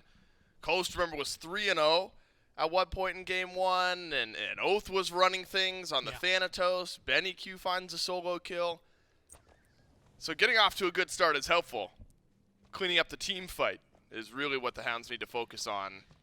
Because the desk, their second point was that once we get to the 20-minute or so mark, that's where the Jade Dragons are maybe feeling comfortable. It's very similar to what we saw in game 1. Yeah, I think that, like you said, a lot of it is just going to be those two rough team fights where things were very, very disjointed. The Hounds playing, 2 in one place, 2 in another, 1 in a third, instead of what the Dragons were doing. And it's always weird because when you look at some team fights, sometimes you can tell intentional placement with stuff like that, where it is, oh, you were trying to separate the team, you wanted it like this, you were trying to pincer them. That was not the case, right? We saw they were getting separated. We saw that it was unintentional. Not enough peel for the carries in moments where they needed it. A lot of good CC that was coming from the Dragons. I think that has been dealt with. No Athena available to maybe get as many taunts. A little slower, considering you're now on the Baron instead of the Terra. So keeps things a little more, let's say, fresh. Mike feels like he's in his zen zone right now. He gets to play these mage supports. Yep. Could be the hell. Something tells me he's never going to get to play Aphrodite just because of how strong Afro is. I think his real time to actually have a chance was maybe at some point last year. Early level 2 for Coast and Quig. LASBRA's close by here as well. This would be a very, very early gank. Remember, LASBRA made a lot of plays happen early on. The cringe gank, the level 2 moments, a root onto Quig and a blink over the wall from LASBRA. Med used by Quig, but the body blocks through from Coast. Up and over, Coast Laz. And just one more auto is all that's needed. Mike will grab first blood. And a little damage onto Coast for good measure. Yeah, any Bolts fans from last year recognize that gank as a standard play that LASBRA is going to make. I mean, like clockwork, level 2, into the duo lane. Really, really good patience from him there as well. I think you get in, you get aggressive, you're getting that damage done. Good Riptide from Quig. Feels like the push should be over, especially when you're level 2. There's no fear, no evil. You're not going to be able to stop that, but the jump, the slow that you get from that as well, LASBRA just lands it perfectly, gets the damage that's necessary, and again, a very standardized play from what we've gotten to see over him, or from him from the last couple of years. Laz over in the solo lane now. Quickly. Ducky likely aware of what's going on. I wonder if he uses his hammer. Yeah, LASBRA might have gone up and over. Oathhh, though, hovering over on right as well. A pull from Nika could have been a death sentence for Ducky, but remember, hammer's still there to get him out. The pacing of the jungle gore is going to be interesting this game. You get Oathhh on a Mercury, who typically loves late game, right? You get the crit build online, and you're one-punching the backline. We've already seen LASBRA starting to set the pace. He's going to go Hydras early. So it could be a game of Oathhh needing to get a bit more active earlier to try to match the pace of this Hun Batz. The good news, first off, what a weird sentence, because it feels like so long since we've had a Hun Batz getting so active in the early that it's been a primary focus. That's a good gank from LASBRA again, and seeing that he's going to tick over presumably to 4 maybe after the speed buff, I think is going to be a big deal to see when he gets hands-on. I'm a little more, not question marky about Oathhh, but wondering where the emphasis is going to be, right? We've seen a lot of Mercury play, even go back to yesterday, some of the Mercury play. When you don't have crit online, whether you're picking up the bladed boomerang like we saw, I think from Twig, or if you're foregoing crit a little longer, it really does put you in a position where you're maybe not going to be dealing the damage we expect out of Mercury. Yep. And so right now, you know, you could get hands-on when you have your ult, you can really start to hand-deliver, but you need some help from behind. And I just don't know that the team draft, outside of maybe the Thor, is as conducive to letting him just show up and pick up kills for free as we would see in other team compositions, right? Maybe not as much early game damage out of like a Tiamat, out of a Ram that you would want. Not saying that it's impossible, but just that they'd have to work a little harder to make it happen. And so I think that I wouldn't mind seeing them just play the farm game, right? Finish up your Golden Blade, get to the point where you're clearing pretty well, get whatever your first crit item's going to be online. I'm going to go and maybe jump over Twig's build from yesterday and go with the tried and true, maybe a Rage, which is typically what we see. Sure. Try to get the stacks going. Anything that gets some of those crits as fast as possible, attack speed, power, all the good things that a Mercury needs. And I think then we'll start to see him get really hands-on, pretty much second item. We know Oathhh will make his mark at some point. Simply too good of a player to let these types of games Yeah, he doesn't have quietly. a quiet game. That's right. Coast, we've seen some of the playmaking potential there out of the duo lane. That's why, you know, it's exciting to talk about this Eldritch Hounds team when we get to see them play, because there's so much potential to clean up some of the team fighting, because really in years of past, that's what we've talked about with the qualifier teams versus the SPL teams is, of course, mechanically, players in the SEC that can solo up against some of the pro players, can stand their own. In fact, win some of those matchups sometimes. It's a cohesive unit of shot calling and rotations in macro game where things feel different. And so shades of that in game 1, where the Jade Dragons were able to stand apart come group time, come shot calling and team fight time, but still the mechanics of the individuals of the Eldritch Hounds absolutely there. So a bright future for sure for this team. And look, still a real good chance of making their way to the grand finals of the Kickoff tournament. They lose game 1. This is an important game 2, though. Seen some reverse sweeps over the last month or two, but time to make a statement against the Dragons, tie things up, guarantee us a game 4. So it's obvious Dragons okay with playing a bit more patiently here in the first 5-6 minutes. I do like the theoretical world, though. And look, because you had mentioned just getting to the finals, but I even beyond that, like, imagine the Hounds being the first pick in the draft. And it's like, everything goes sideways. You're the thing that gets to decide Group B's main team. Like, if I'm then, depending on mentality, immediately, I've been thinking about this a lot. Do you want to put, like, the Kings over there or deal with something? Do you want to kill Mike? You do want to kill Mike, but Mike has a party. Unfortunately, no one he likes arrived to his party. Eldritch Hounds able to answer back an early kill, and it's Oathhh on the board. Snipes down from VaporishCoast, and Dardez running on with the Fear No Evil. Actually sends a couple members of the Hounds right towards Dardez. Vote and LASBRA still in the fight, however. Coast rolls away, uses the beads. Oathhh still with something to say, connects with LASBRA, sent to the side. This is a grouped up team fighting we've wanted to see. LASBRA dodges a bit, but not enough. It's a big swing now for the Hounds, I believe. 3 kills for just one of the Jade Dragons. Man, there's a scary world where if LASBRA lives for another, like, second or two, things might go even worse. Low health bars for the Hounds. But like you said, I mean, Mike throws a party, invites the entire class. Only the people he didn't want to show up is there. Unfortunately, gets taken down super early on. The rest of that fight is a lot of the Dragons trying to retaliate, make up for what has been going on, right? You get a good jump in, really good Fear No Evil. That just gets read, separated, and played well by the Hounds. Burns the beads, though, gets its job done, opens up a conversation in, about 60 seconds, maybe a minute and a half, 2 minutes, for LASBRA to try and get hands-on again for the next minute and a half until those beads all come back up. So really big opening, I think, for the Dragons to make plays in the future. That one just goes awry, though. Really good start for Oathhh, 1-0-2, getting 2 assists there, letting 1 kill go over towards Oathhh. One of these kills is over there on Coast, which means that you now have some of your carries getting online, a little extra gold, line in those pockets. Feels like they can now start getting the power spikes necessary, right? And spikes is exactly what it's going to be. When we do see Oathhh finish, again, whatever his crit item's going to be after the short sword, it's going to be the big opener, I think, to start seeing this Mercury be even more hands-on. I'm sure Oathhh would have, if it's going to be a rage, I'm sure he would have preferred the rage being there for the kill and 2 assists that happened just a few moments ago, but very proactive player. Ducky dodges out the pullback from Nika, who I expect to do some good things. Double Sonic Boom. And Oathhh and the Eldritch Hounds, they want to run back the fight that just happened. Pulled back in, and Coast able to notch the kill. But it's a stun onto Quig as well. Dardez, just a bit more damage needed. Now Mike, under some threat, may have a root here in just a moment. And look at Coast stepping forward. Let's hit the snipes. The shell makes the difference there. Now Coast in an awkward position. Dardez chasing him down with fire.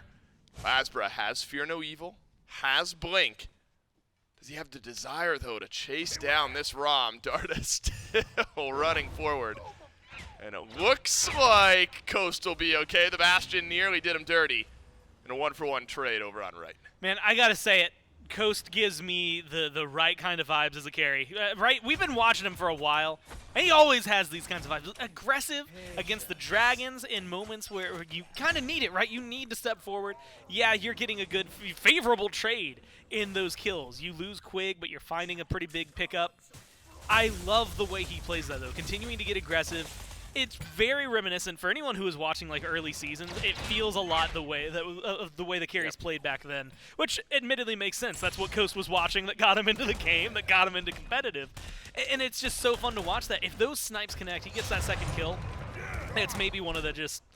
I don't even want to stop at bravest, like just heads up plays, like I'm mechanically better than you kind of plays that you can make. And unfortunate for him that the shots don't connect, but it is still, I think, a really, really fun thing to watch. And now you're starting to see, again, where the play style, what the engage looks like for the Hounds. A lot of it dancing around this Mercury, a big two-man ult from Oathhh to start that off. And then immediately you've got the follow-up Quig with a beautiful Riptide, beautiful ult, making sure that Vote stays just locked down. Nothing to say about it. And you're about to be able to do that again. I mean, Vote doesn't have beads for another 50 seconds, which means that that Riptide's going to be working just as well. Your ult's going to be coming up soon if you're Quig. Instead, they're going to turn their attention towards the Fury. Gold Fury, 4-man on it from the Eldritch Hounds. River's Rebuke up, and the Hounds confirm the Gold Fury, but Quig is in danger, never reaches the Riptide. And the second one will pull him back to the Jade Dragons. Mike with his second kill of the game, 4 affected kills out of 4. All this fighting, Corbin, happening over on left. It's clear, I feel like, the game plan for the Hounds, who a big victory get the Gold Fury. Yeah. I'm sure you'll trade Gold Fury for your support. But it's obvious now in the last couple games, let's get Coast ahead, right? It was a 3-0 start to game 1. Now it's a 2-0 start to game 2 for VaporishCoast. And that's where Oathhh has been putting a lot of his pressure. They sometimes good, but maybe bad, sometimes telegraphed carry, right? I mean, you know Oathhh is going to be hands-on, does go for the Rage, by the way. And so, going to start stacking that one. Watch now, nothing's going to happen, right? And you know what?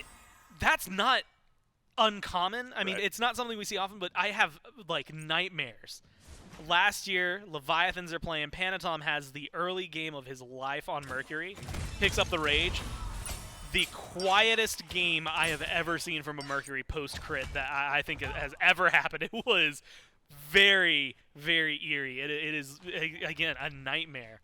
But Oathhh, you know, and because of the momentum that you typically expect from a Mercury, the opposite of the kind of game I'm reminiscing about, that's what you expect. I expect Oathhh to do well, but they funnel a lot of these kills, like you said, over towards Coast, allowing Coast to get online. He gets a little ahead, get him some gold into his pocket, get those items up.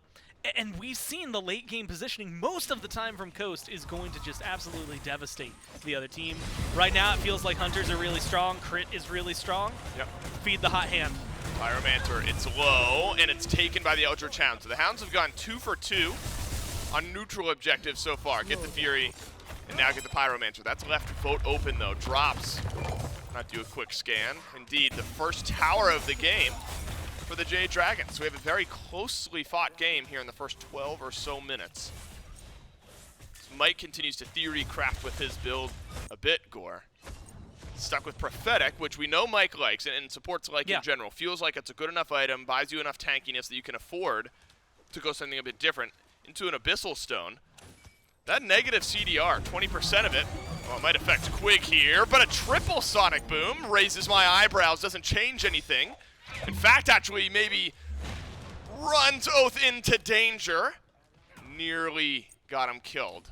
Just a bit more damage from LASBRA would have gotten it done, but Oathhh scurries away. 4 kills onto Quig of the 5 for the Jade Dragons. Maybe Abyssal Stone helping out a bit there, but enjoying the early season Mike mental that's going on right now, and changing things up with his build from game to game. I think what we get to see, and what I've been a personal big fan of, is seeing a lot of the, I want to say, itemization shifts, right? Nobody knows, and you know, I hearken back to this on Thursday. I was watching Barra stream, and people were asking, like, hey, what's been going on in scrims? How have things been going? And of course, like, they're never going to tell you exactly what's been going on. Barra just responds, I don't know, man. It's been a fiesta. Like, at that point, they had the patch for a little while, for a little bit, but not much longer than it had been live. And it's just questions on questions on questions of, oh, man, what's good right now? What is going to be meta? I think by tomorrow, we still probably won't have more concrete evidence of what is meta, but we'll be a step closer, right? Everybody's kind of figuring that out. That's the glory, I think, again, of Best of Fives here, is opening up the conversation for where the progression of the game is going to go. But Mike is, I mean, I'm looking at this, again, if you've been watching his stream, these are items that he's been playing around with, gods he's been playing around with, seeing whether or not it still works, and making sure things happen. Did that just I think lose Mike that stole that. Oof, that hurts. That's sad. Mike having a phenomenal game number 2 here. Again, 5 kills affected out of 5. Vote has been there as well. The Cernunnos Off to a bit of a better start, Gore, I'd say, than things were in Game 1. Instead of 0-3, sure. you're at 2-1-3, and you're able to get the bladed boomerang online. We've seen a lot of that from our carries recently, right after the Bloodforge. And Bloodforge feels a lot better now you got attack speed on it. Feels like you're getting a lot of the stuff that hunters want. No surprise that that's been one of the early options. Mid lane has been left quiet outside of a few assists, giving BennyQ just that 1-level lead. And it's been a fun battle out of the jungle so far this game, Gore, where LASBRA has spearheaded some of the fighting for the Jade Dragons, but Oathhh has really made those ultimates count as well. But since picking up the Rage, 0 stacks added on after what would have been a few with the 1 kill and 3 assists earlier in the game. Surely that's not going to continue. That's no, don't change. Call me Shirley. Look, right. oh yeah, thanks. Fun. So really, you know what? Never mind. I'm not going to say that one. You're going to get off on a tangent? Off on it. Well, and I would have taken that ride. It would have been like a half tangent. A half tangent. But the good Someone news in my family's first name is actually Shirley. They ever make that joke? They are not a very jokey Gotcha. kind of person. Well, they should. Or at least not with me. Add it to their repertoire. Primal Fury taken by the Jade Dragons, so the first neutral objective, but it's a River's Rebuke, wonderfully placed. But Mike has a Phantom Shell. He'll get out of it, but he's got nothing to answer Ducky, who's dunked in with the Anvil of Dawn. Mike lives. He's sustaining back up. Benny jumps in with no health left. The snipes from Coast connect, but Mike simply lives on. There was too much invested into the Baron, and none of it actually gets the kill. And it's time to retreat for the Hounds. Oathhh is in a tough spot. Blinks out away from LASBRA, but Fury +2 at least for the Jade Dragons. And look, it looks like they should get the rest out. Oathhh playing a dangerous game. Depending on whether Mike decides to check over here, might just be able to steal some things and then get out of there. I guess feeling slightly better about the scenario, but not great about it either. The engage from the Dragons, I think it's a good read, right? A lot of control. And unfortunately for, Ducky, like, unable to get the hammer over the wall. It, again, feels just a little disconnected, like everybody's not quite on the same page for the Hounds. Meanwhile, you're getting a very well-oiled machine from the Dragons, despite the fact that they've been playing at least SPL with this roster as long as the Hounds have. Yep. And so trying to get things, back up and running, but you've got a lot of good burn, good CC, really good engage in your front line. And I think the Hounds just shy of making that one work. And then, unfortunately for them, a comedy of errors afterward. The hammer not quite enough to get over the wall for Ducky, so now he's stuck. Same thing, Oathhh having to run towards the other side of the jungle just to stay alive. It's an unfortunate couple of falls, especially when BennyQ is the one who's seemingly getting targeted. Even the Huang last game, it felt like BennyQ was getting targeted a lot early in the game. And I think that's some of the questions maybe that the Hounds need to ask themselves if protecting Benny is going to get them maybe a little bit more than funneling things into Coast. Yeah. I'll say this. Naturally, you're talking about it with Coast earlier.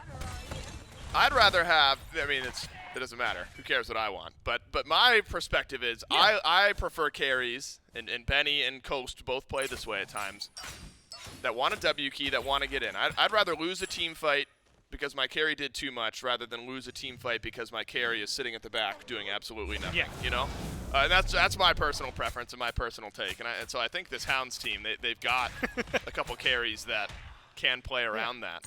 We saw it from Coast earlier with the attempted snipes. You live a little close to the edge of your Benny, jumping in with 10% HP, but the potential if you turn around that kill, as opposed to running away, I think that's the questions you're asking yourself in a moment like that. So I really like the way the Hounds have been playing, despite the team fights not working out. Individually, mechanically, as we've been talking about, still does look good for this team.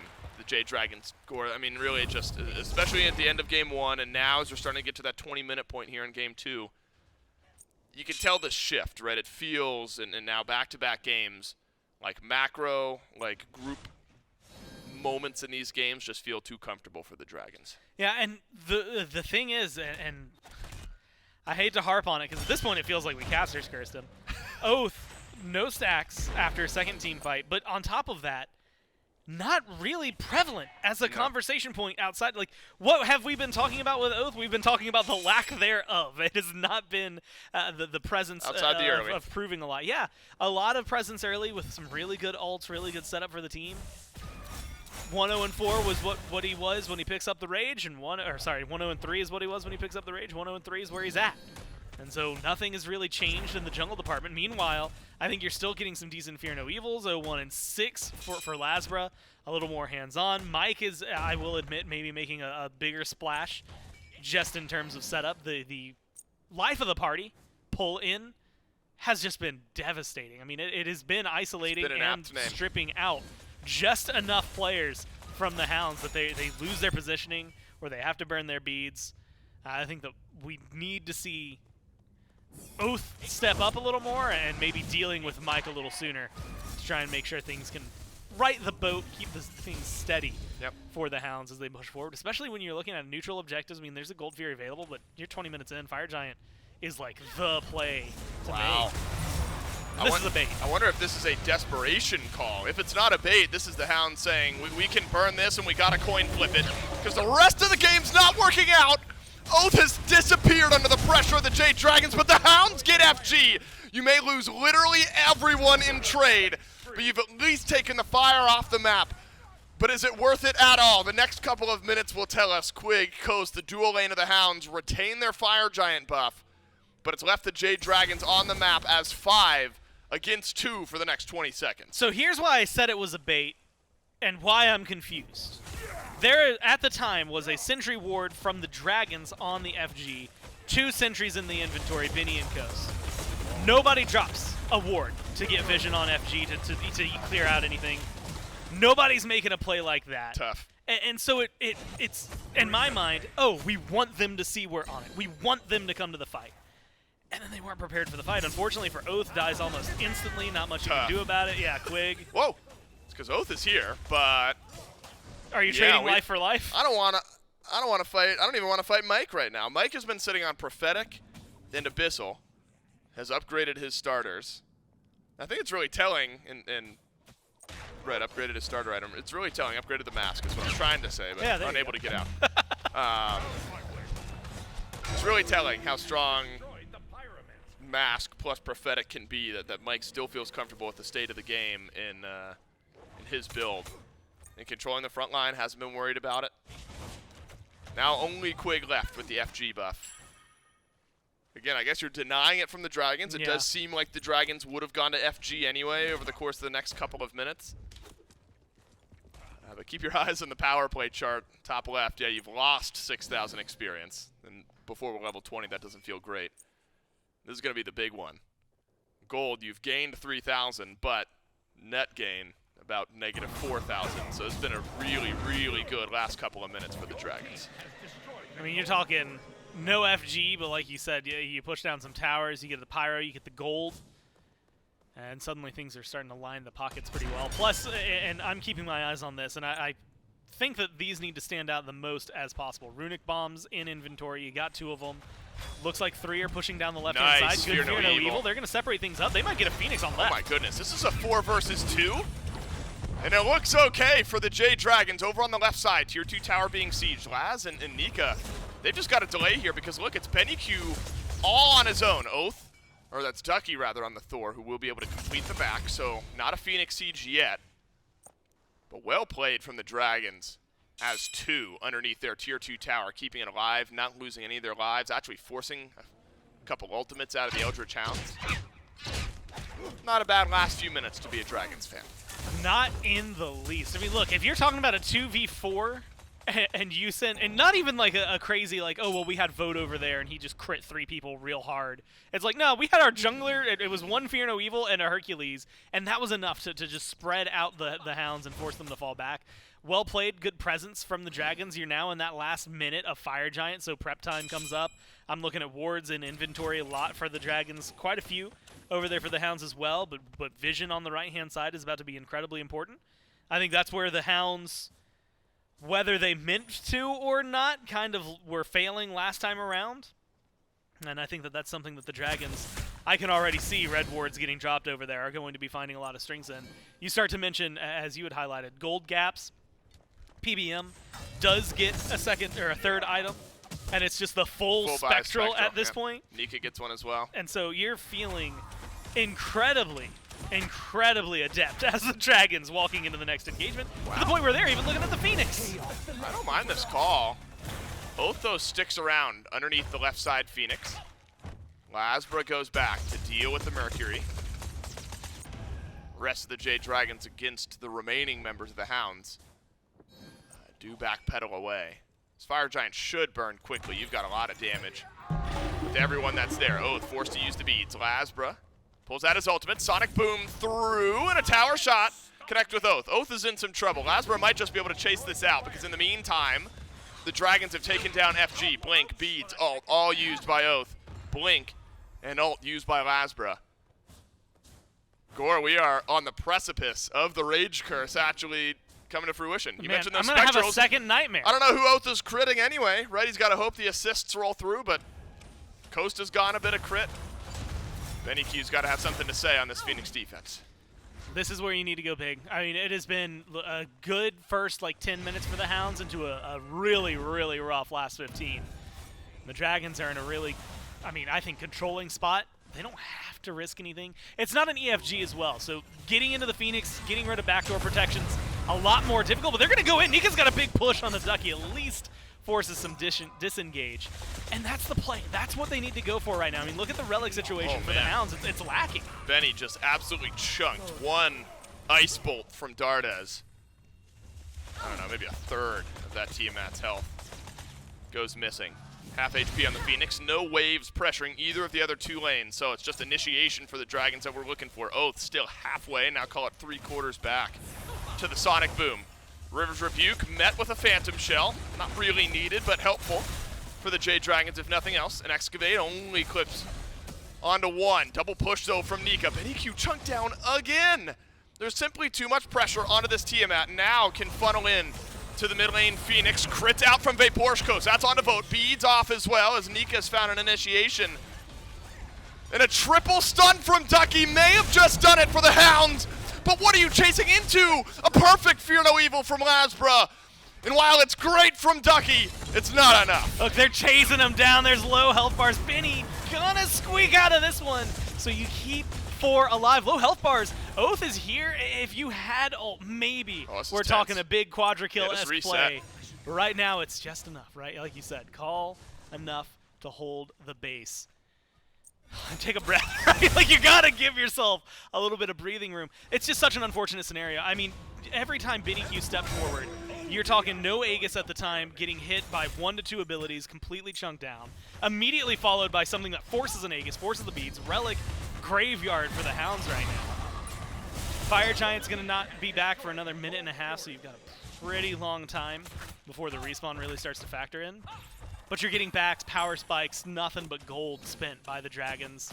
And, you can really start to feel it. 7,000 gold is a true manifestation of, a few items at this point. They're going for Mike. And you can see, I don't know that Mike's you on kill his him. own. I don't Mike's think on you his can do own. it. This is your best chance at a rage stack. Mike does not have Phantom Shell, and BennyQ gets the kill. Oathhh will get his first rage stack of the game after about 15 minutes of having the item.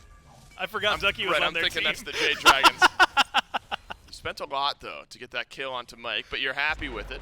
50 seconds till the Fire Giant is back, so the Jade Dragons don't have much to do anyway. And a slight pick and a good moment for the Hounds, who I think, if you're taking your small victories, a heads-up play to really scour the left side of the map, steal away a lot of farm, and shrink up the gold gap a bit. You've got to find something. I mean, at this point, a lot of itemization is actually starting to catch up. If you're looking towards mid lane, at least BennyQ has maybe even passed, technically, Dardez, because investment in wards has maybe been a bigger factor for the Dragons. Again, I'm just going to watch the right side of the map. Look at all the little red dots that are going to show up.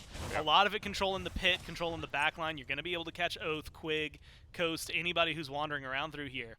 This vision battle, I think, was important earlier. But the team fights have just been, I want to say disjointed still. The times that we've seen Ducky go in with these ults has more or less been, at least in these big defensive moments. Now I kind of want to see, what can Quig do? His ult's going to be coming back up just in time for the FG fight. Try to lock him down. Try to be the ones engaging. And I feel like if you can get a lockdown or an isolation, if you can grab, ideally Vote, if not Dardez, those are the top 2 priority targets. Get a kill onto one of them. That strips away so much of the Dragon's power. then you can start looking to bleed through the front lines. I just think that there's been a lot of focus on Mike, a lot of focus on Nika because they're the ones in your face. They're the ones you got to deal with. Try to get some dive going. Hopefully this is the fight we can finally see Quig go big. He's got a stack. That's right. I want to see it get to 5. That's right. It can happen just over the course of one team fight, but it's going to take a minute to get there if the pacing of the rest of the game holds true. Nika's found some good pulls. Good initiation from LASBRA. Coast could be toast. This time stays alive. Both of his actives are gone. BennyQ pulled in. Dardez deletes the Tiamat. And Ducky dunks in, but it might be to his death once again. LASBRA's got the chase down there. Oathhh with a kill. Might tilt the scales back a bit further, but Dardez is alive, and it's a double. I think this is the fight that just ends the game. The Dragons, once again, bait in the Eldritch Hounds and Gore. They just team fight better. They are far too ahead. They are far too clean in the team fight stage. And they'll take a 2-0 lead in this best of 5. I mean, you got to look at how that fight starts and where things are. The Hounds, I'm calling for them to try and get to Dardez, get to vote. They do kill off vote. I got to give them credit where credit's due. But look at the beginning of that fight. What has happened? Coast has been pushed back out of that almost instantly, and then the first kill they get, the first thing they lock down, has been BennyQ. And that's been a pretty consistent thing, and maybe it's something that is as a relic of last year, but Benny being a target to grab immediately is really dragging this team unfortunately down. And it's not his fault, but he's just getting focused. He has no response, needs a little bit more help to try and stay alive, but that has been a very consistent thing in Game 1, Game 2, and a lot of these team fights. Who are they isolating? Who are they looking for? They're killing off the mid laner, getting rid of that damage. I saw what Nika was doing when he's running down Coast towards the end there. He was shrugging off a lot of that damage, crits be damned. So I feel like if you could keep Benny alive a little longer, if you can get your backline to stay a little more survivable, that keeps the Hounds in that team fight conversation a little longer. But what we saw, especially Game 1, but into Game 2 as well, a lot of those team fights not really forming to what they want it to be. You can see the essences there, the thoughts are there, but the play just isn't quite hitting it. And half of that is just the Dragons causing disruption, playing incredibly well. You get a really good Fear No Evil. You're talking about a dive comp. That Hercules is just running straight towards the back. Mike is pulling somebody away from the rest of the team. They're really good at dissecting the fight that the Hounds were trying to create. And unfortunately, I just made it a really, really hard uphill battle. It's a scary team, the Dragons, that have seemingly already found synergy with a couple new initiators paired with Nika and Dardez and Vote. It's a much better game for Vote this time, has a better laning phase. And the Jade Dragons, as such, will take a 2-0 lead in this best of 5. One game away from the grand finals of the SMITE Pro League Kickoff tournament in Season 10. See if they get there coming up next.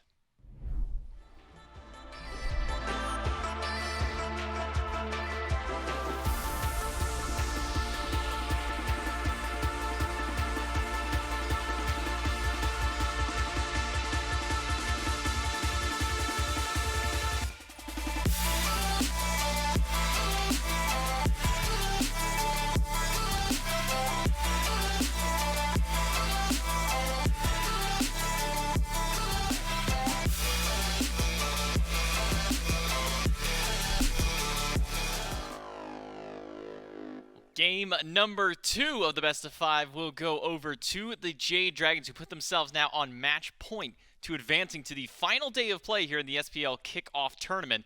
And if you want to up your game, maybe if you need to focus up, get a little bit of extra energy, or if you just need to get a little bit of extra hydration for your drink, then make sure you check out our friends over at Advanced.GG, who are now a sponsor here for Season 10 of the SMITE Pro League. If you use code SMITE at checkout, you get 10% off your order for anything that you order through them. So again, if you want to get some kind of supplements, if you also want to get maybe just a shaker cup, or check out some of the cool merch that they have to offer, you can go over to Advanced.GG and check out all of that. Remember to use code SMITE on checkout for 10% off. Thank you so much to Advanced.GG for joining us in Season 10 of the SMITE Pro League.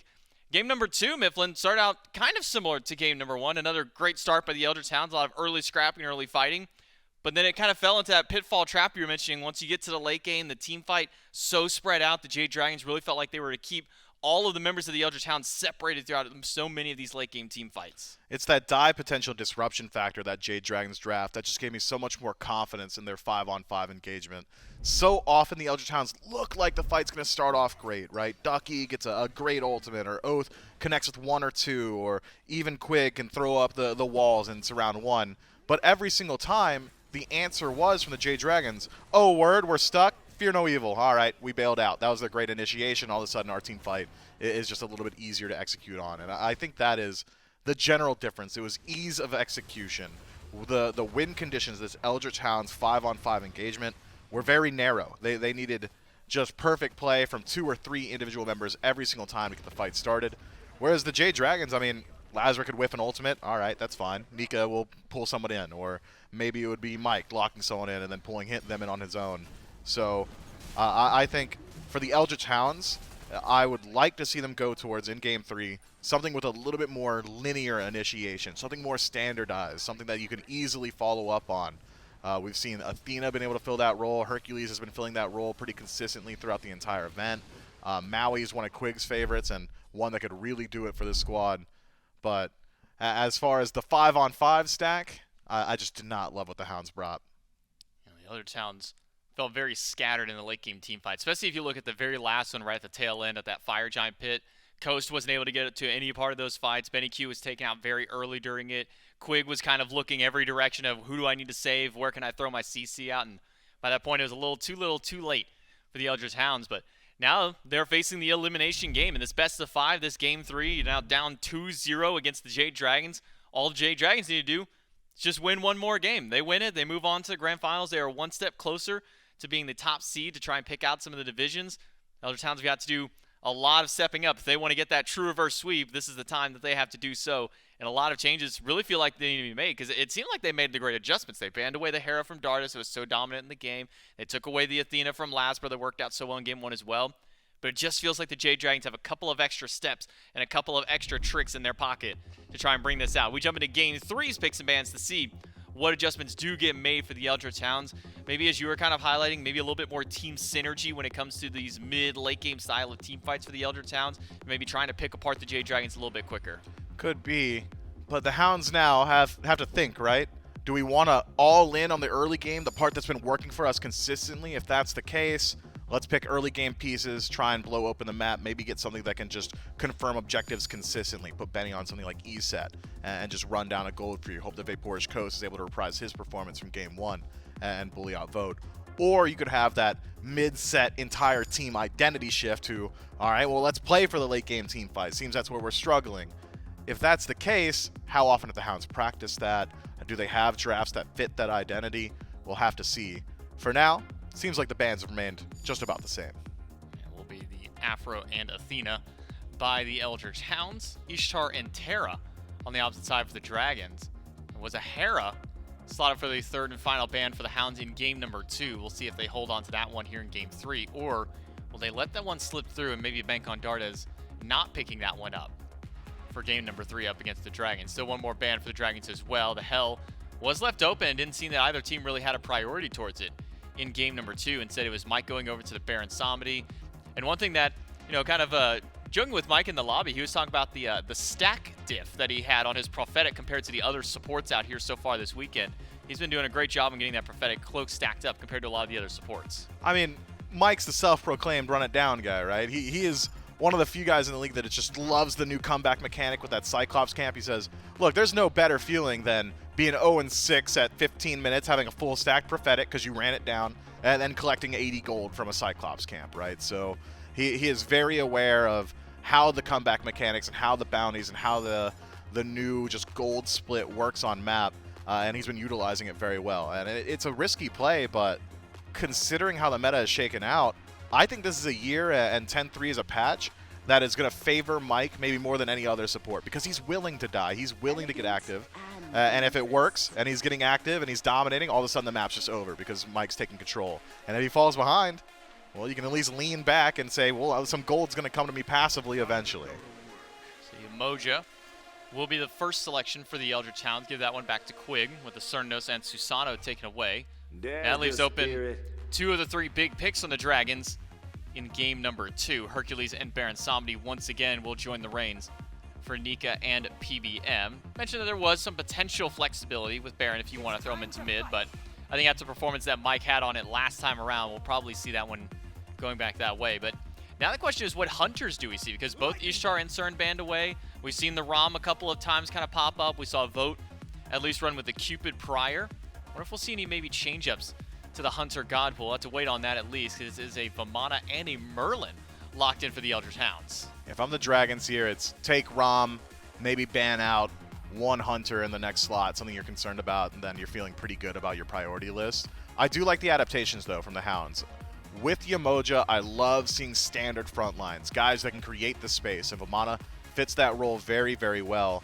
Haven't had too many opportunities to see how Vamana interacts with the new 10-3 itemization that allows for anti-shield, things like erosion, or even just a lot of the Sunder pickups that have been going through pretty consistently here. So we'll see whether or not Vamana still is that brick wall that is just impossible to deal with once he goes into the Colossal Fury.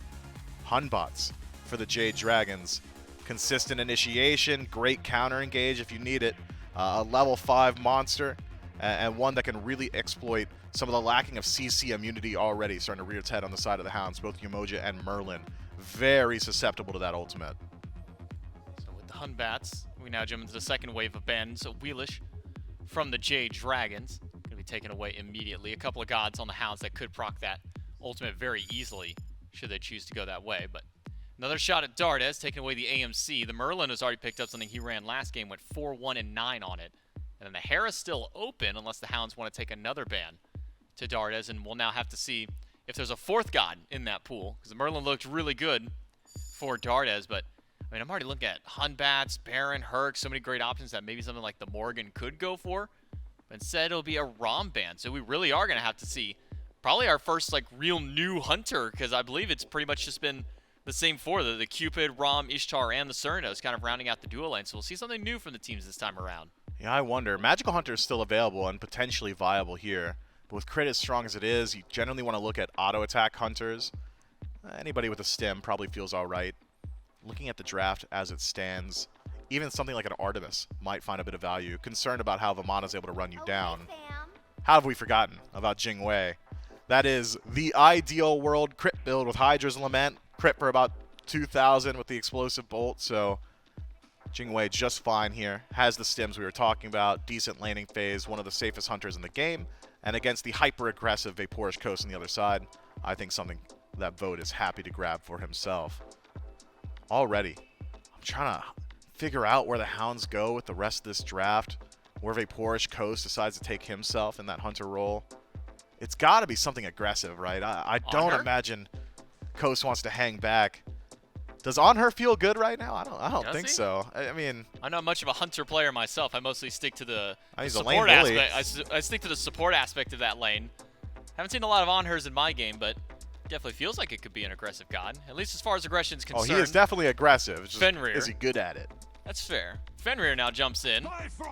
It won't be. It'll be Heimdall to round out the dual lane for the Eldritch Hounds. So Yemoja, Heim, very heavy clear lane at the very least. How well does Heim actually go into the Jingwei? I mean, you get the knockback from the Gallarhorn. Feels like Jingwei could easily get away in an instance like that if you turn around agility fast enough. We'll have to see. But Fenrir kind of rounding this one out. How do you feel about this Fenrir pick for Oathhh in the jungle? Hyper-aggressive throughout the early, a pick-style god, one that can get involved at level 2 if need be, has okay targets. Jingwei, so long as airstrike is down, doesn't have any way to deal with the brutalized Baron Samedi as well. Very, very difficult to peel off there. Hercules, though, a good matchup, and Hunbots as well, a pretty decent matchup into that Fenrir. Just drop your Funeral Evil at your feet or Driving Strike, and a lot of that DPS is immediately lost to the Assassin on the side of the Hounds. As you called it, it's the Morrigan locked in. I'm seeing a whole lot of double Hunbots ult in the future. I'm foreseeing some Vamana transformations as well. A lot of damage output. And itemization, I think, probably does favor the Morrigan right now. She was one of the few gods that was going towards Doom Orb in first slot before the Doom Orb buffs. That item is just straight up better now. A ton of power on it, and she'll utilize it to its full extent. The only concern is the Morrigan is a great target for this Fenrir early on. Merlin's very good at knocking her out of the stealth or that ice stance or even the fire stance with the dot damage, so the escape takes a bit of a hit. But if you aren't able to deal with the Morrigan early on, her transformation, that changeling, essentially gives her opportunities to just become unkillable whenever she feels like. Man, another thing that we've been noticing kind of on the downward trend for these mid lane mages has been stacking items. That was one thing that the Morrigan was also kind of ignoring at that point. And kind of to the same tune you were saying, the Doom Orb, as strong as it already was, now better to 10% 10% magical pen added to the item, as well as a little bit of extra movement speed added at the base value of it. So it does feel like it could be a great item for Dardez to pick up here. Outside of just the Hun bats, you mentioned the Vamana, maybe some Fenrir ultimates could come the way as well if you need a quick single target pick. For the Eldritch Hounds, though, fighting into this composition, looking at all this team fight they have between the Baron, between the Hun bats, I mean, honestly, even just those two gods alone, what kind of tools the Eldritch Hounds have to maybe try and deal with this composition as the game goes on? Early game, you just rely on mechanical skill and rely on this Fenrir. I think that this is one where you're really looking at Oathhh to step up for his squad. As far as late game is concerned, I feel like their 5-on-5 is much better than it was in game 2. Have Vamana run down the Morrigan. If she gets poked out before the fight, that Changeling loses a lot of value. Have him run down the Jingwei. Hopefully a Spectral Armor is enough to deal with all that crit and all that penetration that Hunters seem to be able to stack up very early on. But it's a lot more simple in execution. And if you do fall behind as well, the Hounds have got better comeback mechanics. It is one of the most miserable experiences in Smite, sieging into a Merlin. Just absolutely dominates a lot of those pushes, controls so much space, has so much damage output that it can slow down the pace of the game a fair deal. But as far as consistent lanes to look towards, I'm not certain that one stands out here. You can look at gods that are a little bit easier to lock down. If you can exploit this Baron Samedi early on, and Fenrir is pretty decent at it, that's one way in for the Hounds. We saw a lot of early focus towards the dual lane for the Jade Dragons in game number 2. Maybe we'll see if they continue to run that back in game 3. One game away from moving on towards our Sunday Grand Finals. Can the Jade Dragons close it out, or will this be the start of the turnaround for the Eldritch Hounds? Let's jump right into game number 3 with Dave and Gore. I don't know. Jade Dragons are on something different here today. Winning 3 straight against this team will prove to be difficult. Not impossible, however. And the Eldritch Hounds, they just got to start with 1 here in game 3 to start their journey towards a potential game 5. But Gore, this Jade Dragons team has felt far too clean here today. Game 1, the first 10 minutes, were not good. Game 2, they were a little bit better. Game 3 could even be a winning type of moment for the Jade Dragons if they're able to make a few more of those adjustments. I mean, a few of their gods let them play more aggressively, I think. You know, you still got the Baron going back to it. First off, I also have to give him the shout-out where it's mentioned. For a long time, Mike's win rate on this god was 100%. I think, and I'd have to double-check it, I feel like he's only lost 1, maybe 2 games when playing Baron. Not the thing you want to be hearing if you're rooting for the Hounds right now. He plays this god in an adept manner. He was also talking to us in the break room about his stack diff on the Yeah, we need to shout that out. prophetic. He was very adamant that we mention. No, he didn't want us to mention it, but he was adamant that it existed. The stack diff was a thing. That's what's happening. Right. I don't remember. What did he say? He said he's like 100. He said he's 120 125 to everyone else's 50 is what he had said. Right. Which I would believe with the way that he's been playing. The poke damage. He's has also been there. super earnest, and like he's the kind of guy like if he was doing bad, like if he had 15 while he were everybody on the else other had side, 80, right. he'd also tell you that. Right. So I believe him. I tend to believe Mike, which is dangerous. He could tell me anything and I would believe it. But the way that the Dragons and their dual lane have been playing, I tend to believe that Mike has been playing well, you know, and I think then you flip to the other side of the map, and it's been quiet, Gore, over on the solo side. Nika and Ducky have just kind of been battling it out. A little poking and prodding between Oathhh and LASBRA, but so much of the focus has been over on left. And I think Vote, Gore maybe adjusting to that a little bit, picks Jingwei, one of the safest hunters in the game. Oathhh is going to have to focus on someone else this game, you feel like. Beads plus Jingwei, very hard to lock down. Ducky, with a knock up there, might have been able to get a solo on a Nika, but Hercules will be okay. Yeah, or like a knock-up or cooldowns that didn't exist yet, right? Like Right. If you were like a level 3 and happen to have every ability on, maybe something happens there. No, I do, you know, I think that unfortunately Oathhh has to fall under a pretty big magnifying glass. I think BennyQ as well. And for very different reasons, right? Oathhh, great early game, didn't transition well into the late game last time around.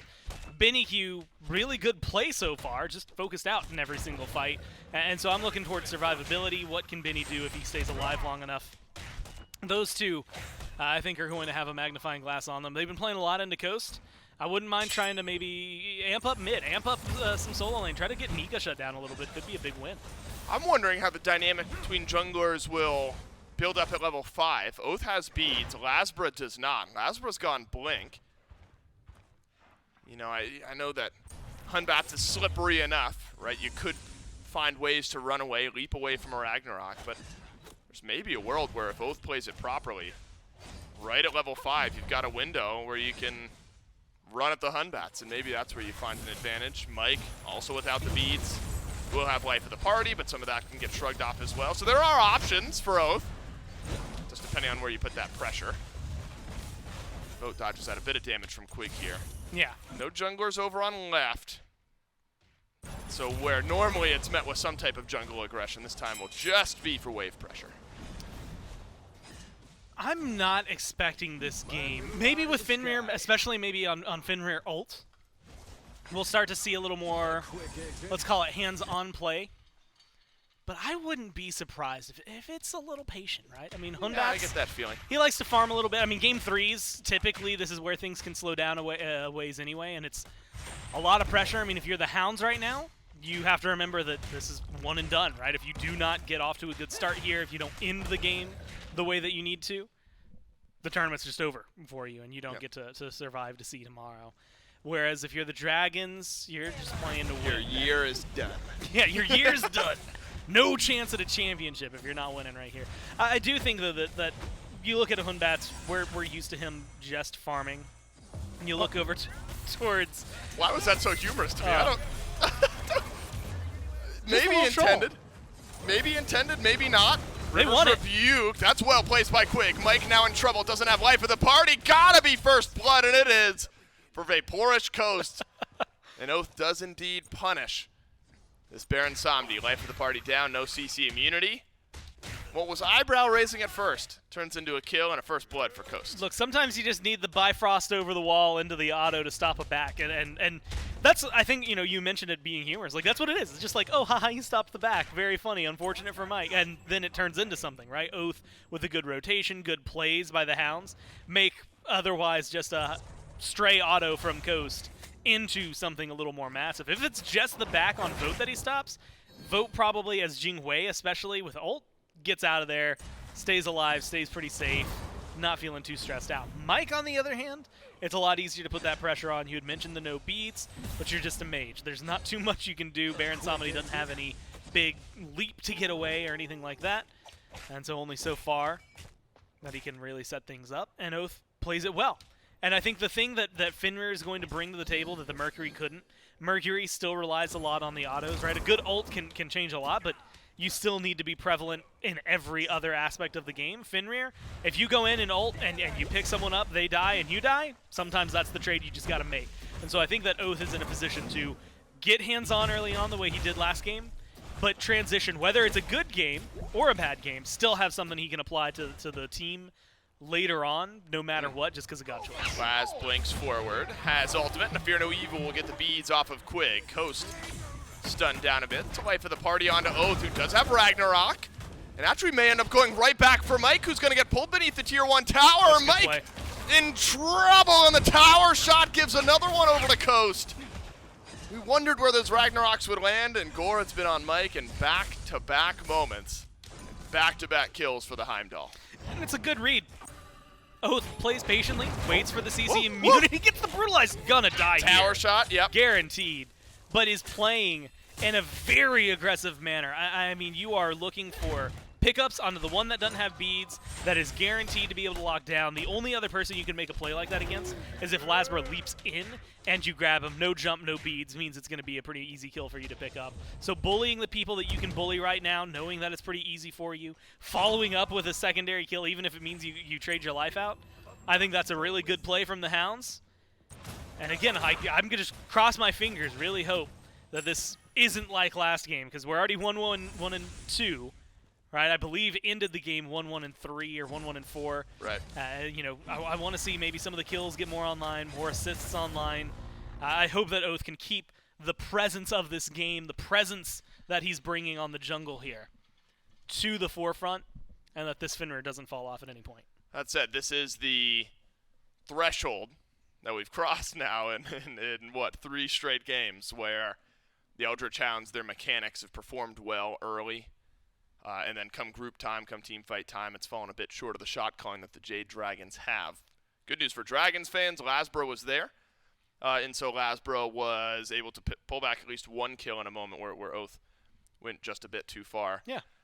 Could still be a draft, though, Gore, that's slated for a bit later on. You've got Morgan at a mid, but really the Jingwei is where I look. You know, you want to get some of that crit online, especially in a meta where crit could be good, or crit is good. Let's clarify. Maybe Jingwei needs a bit of time to wind up as well.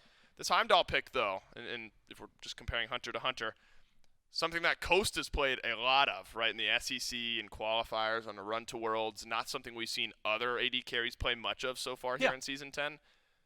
That could be a continuing pocket pick for Coast as the year goes on. Honestly, and it's something we talked about it a lot last year because it's like, hey, this is the European first pick god. Like, Heimdall was just the dude to go to. Yep. Slowly, that was a little less and less true. In fact, we actually saw quite a few games at the end of the year that were lost because of a team clinging too hard to the Heimdall instead of maybe leaving it behind and moving to some other hunters. But like you said, I think it fits the same place it is for like Zapman. You know, we've had the Zapman memes where it's like opening the SpongeBob case. It's all reliable. It's exactly what you can fall back on. I think that's where it falls in for Coast as well. It's just all reliable. You know you're going to play well. You know you're going to be safe. You know you're going to provide for your team. So you might as well keep the pressure up. I really like Coast on this pickup. We'll just got to hope that it can live up to it. It's 2-0 as a start, going for the Transcendence as opposed to the Bloodforge that we've been seeing lately. So he started a very different build. He's playing a different style. And I think we just got to keep our eyes on what Coast is going to bring to the table here. Once that stacks up, that'll feel great for VaporishCoast. Just a moment ago, we saw Oathhh use the Ragnarok over on the solo side of the map. Took a tower shot or two, but looks like the Fenrir was able to run away just fine. So it'll be blink up in the next 10 seconds for LASBRA. The Jade Dragons can press down the pedal. And now it's decision-making time for Laz. Do you see if you can get something done over with BennyQ? Or do you try to ease some of this pressure that's just mounting against Vote right now? Bloodforge up against the Transcendence. And Coast has been able to build up pressure just fine over on left, and that's an area. Now you're starting to think about purple buff invades, things like that. Could and maybe should be an option for the Jade Dragons jungler here in the next couple minutes. Yeah, I think LASBRA, I mean, man, the damage output that he's going to be able to have with this kind of start, even though it's, again, Hunbatz is a little bit of a slower god, still something that I think could be eye-catching is going to be the phrase I think I use here, right? It's going to be surprising when we see it, but not to the fullest amount. We kind of expect it at this point. It's just when it happens. Again, a lot of focus from him, usually on the duo lane. Hasn't been as many fights over here. Well, at least for the Dragons part. They've been forced by the Hounds quite a few times. But I wouldn't mind seeing pressure in mid. You know, we were talking about it, but when BennyQ, for better or worse, has been shut down, it seems as though the Hounds lose a little bit of presence on the map, lose a lot of damage output, especially with a Merlin. And that's where they've been focusing a lot of their team fights. Maybe that's something that LASBRA wants to do here. Maybe, like you said earlier, they're playing for the late game. I mean, you got a Morgan. Hercules is only going to be tankier as the game goes on. Nice Quig. I think that you could really play this slow and still do well for the Dragons. Pretty devastating for the Dragons over on left. Quig steals purple buff, and Gold Fury goes to the Hounds. All very quietly. And notice, Score, I think this is an important facet to this, where it's been just 2 ganks for the Hounds over on left that have gotten them this lead. And then they've played a better grouping and macro game since then. They've invaded the purple, they've invaded the gold. I guess you can't really invade gold, it's anyone's to grab. They take gold and build up a nice lead where in the past 2 games against the Dragons, it's been a lot of individual kills and individual moments. So this is good shot calling, just plain and simple from the Eldritch Hounds. So a lead built through something a little bit different from what we've seen in the last couple games. And normally I want to jump on and just be stoked for them. Very similar to what we got to see at the beginning of game number 1, Cautious right? optimism. And that's the way I always feel about it. This is a team that has been doing well. Yesterday, I think they made some incredible shot calls. Today, they're on a similar path. Things have just gone awry towards the late game, and that's kind of more or less what I'm buckled in for right now, is watching and seeing how long maybe it takes for that bubble to pop, or if they're able to ride this wave the entire way through. It's been slow so far for the Dragons. And honestly, maybe a little by design. I mean, you had mentioned the Jinghui, maybe having to wait a little bit. Crit's still going to be a big for the build. Maybe right now isn't just absolutely tearing through people. Meanwhile, Oathhh has been hands-on and doing an incredible job, I think, on the Fenrir. I honestly wouldn't mind seeing more of it. Try to get some of these beads, maybe a little help from Quig, or there's not really a lot of others that are going to be pulling beads other than Quig. So really, you've got the two of them to start and pick it up. If Oathhh can get a little bit of help in that department, then we can start to see maybe even more Fenrir play that starts to stand up. Yep. And really shake up the Dragons' mentality. It's pretty single target beads burning from the Eldritch Hounds. Between Coast and Oathhh and Quig with the stun. Phantom Shell added for PolarBearMike. An important piece of utility for the Jade Dragons, but another neutral objective over to the Eldritch Hounds. So Gold Fury earlier, now Pyromancer to the Hounds. The slow burn. So Oathhh will remember to go back and pick up that Runic Bomb. Come in handy at some point later on. Could be an early Fury pull, early Fire pull. Potentially drop it underneath a tower. That just needs a little bit of extra assistance. And for the first time in what feels like a few games, Mike is being stack-gapped on the Prophetic, where Quig has put together a nice game so far. Only by 4, but 4 is better than 0. I think Dardez can be very dynamic, though, on this pick. If you're starting to look at avenues that the Jade Dragons have back into this game, double Hun Bats, one of the best transformations from Oregon. If you're really feeling it, you can get a Ragnarok. Something we have not seen play a role in this game at all. Has fallen 1 level behind BennyQ, but has the ability to be a game changer. Certainly something the Eldritch Hounds have to be aware of, and those 4 sets of beads will be under pressure. Double Hun Bats ult, that double Fear No Evil, cannot be undeterred on how effective it is. It is so good for your team. And I mean, you're looking at, you've already got 4 pairs of beads on the Hounds. You're going to need more. And unfortunately, for at least 4 of you, you're not going to be able to do too much. Maybe a Magi's that can be scooped up for Quig or for Oathhh. But a lot of what they're going to be facing here is just Hun Bat's ult that burns beads, wait a few seconds, Hun Bat ult that kills you, right? Yep. And it just depends on which one is first. Dardez playing on that god, we've seen it in the past, we saw it last year, looks incredible with the transformations. And honestly, anytime you see the Morrigan making rotations, much like you're starting to see maybe Enter the Jungle now, could be a very big play. If not for kills, they're definitely going to go for this Fury. I wonder, Dragons building up some momentum of their own. Vote stands his ground a moment ago, trades out damage, but loses half of his HP. Quig in trouble, Quig down. Second kill of the game for the Jade Dragons, and it's relatively simple. We saw that play run back a couple of times in game 2, where it's Quig just caught out. Doesn't want to use the beads. PolarBearMike has too much lockdown, uses life of the party. This time an Oni Fury pulled by the duo lane of the Jade Dragons, and nobody from the Eldritch Hounds around, so no steal and signs of life gore from the Dragons. 1 pick turns into their first neutral objective. Look, sometimes you're just trying to find equilibrium in the game. That's exactly what they get right there. You pull a little bit of this gold lead back. The Hounds have been really good the first 15 minutes.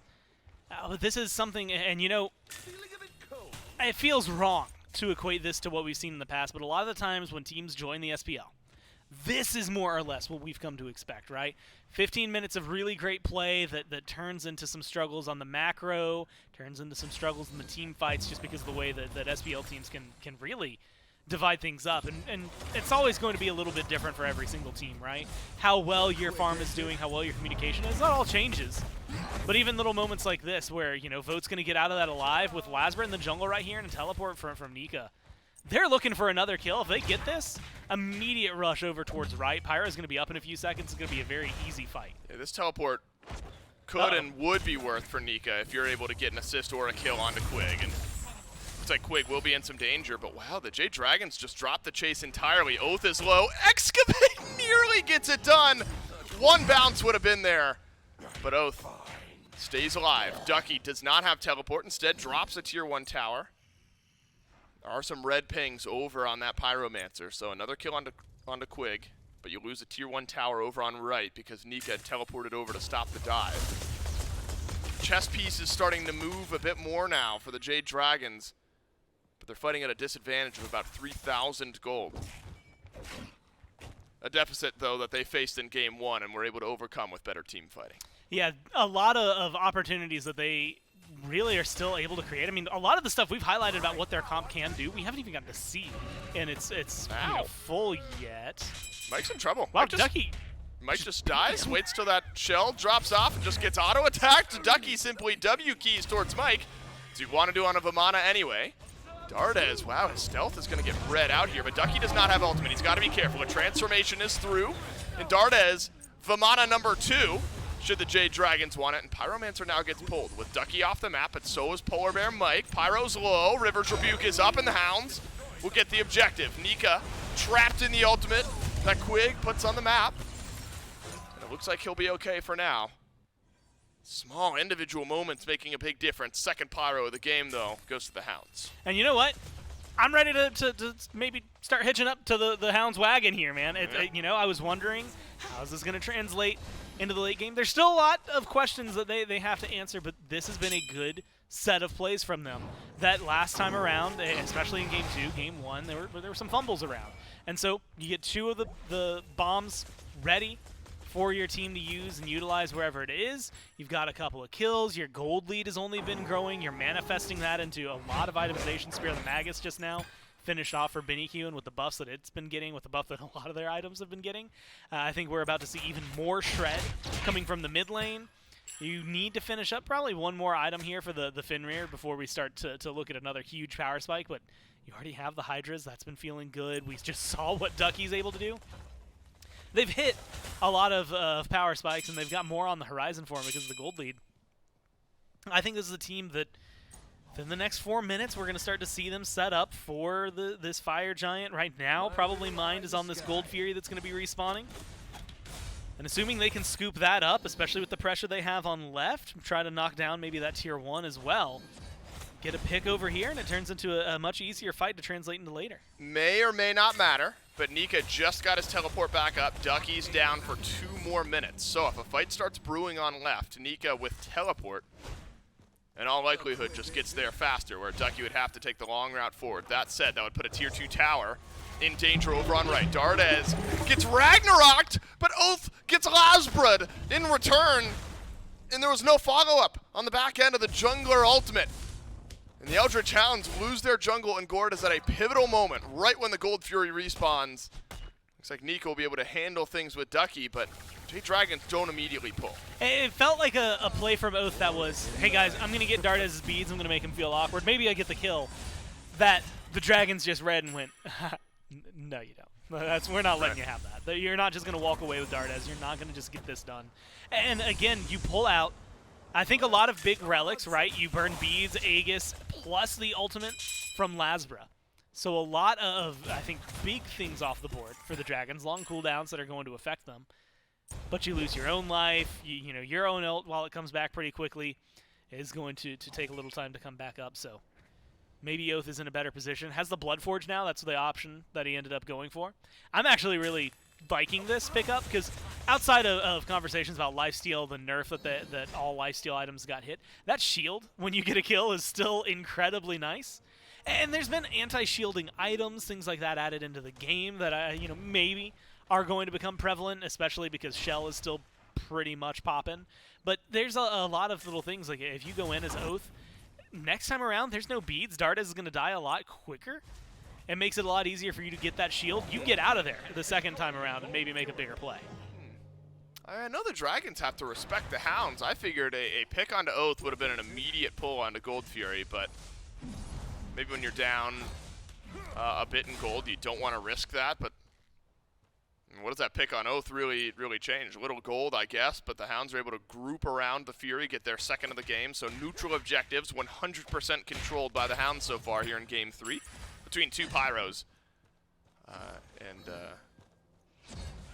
Oh no, the one Fury did go to the Jade Dragons earlier. I believe it was an Oni Fury. So 4 of 5 for the Eldritch Hounds, with the one Oni Fury going to the Jade Dragons. But it's this point in the game. We are 20 minutes in. There is a healthy gold lead for the Hounds, but this is the point in the game the Hounds have not been able to figure out against the Dragons just yet. First Pyro of the game taken by the Jade Dragons in the meantime.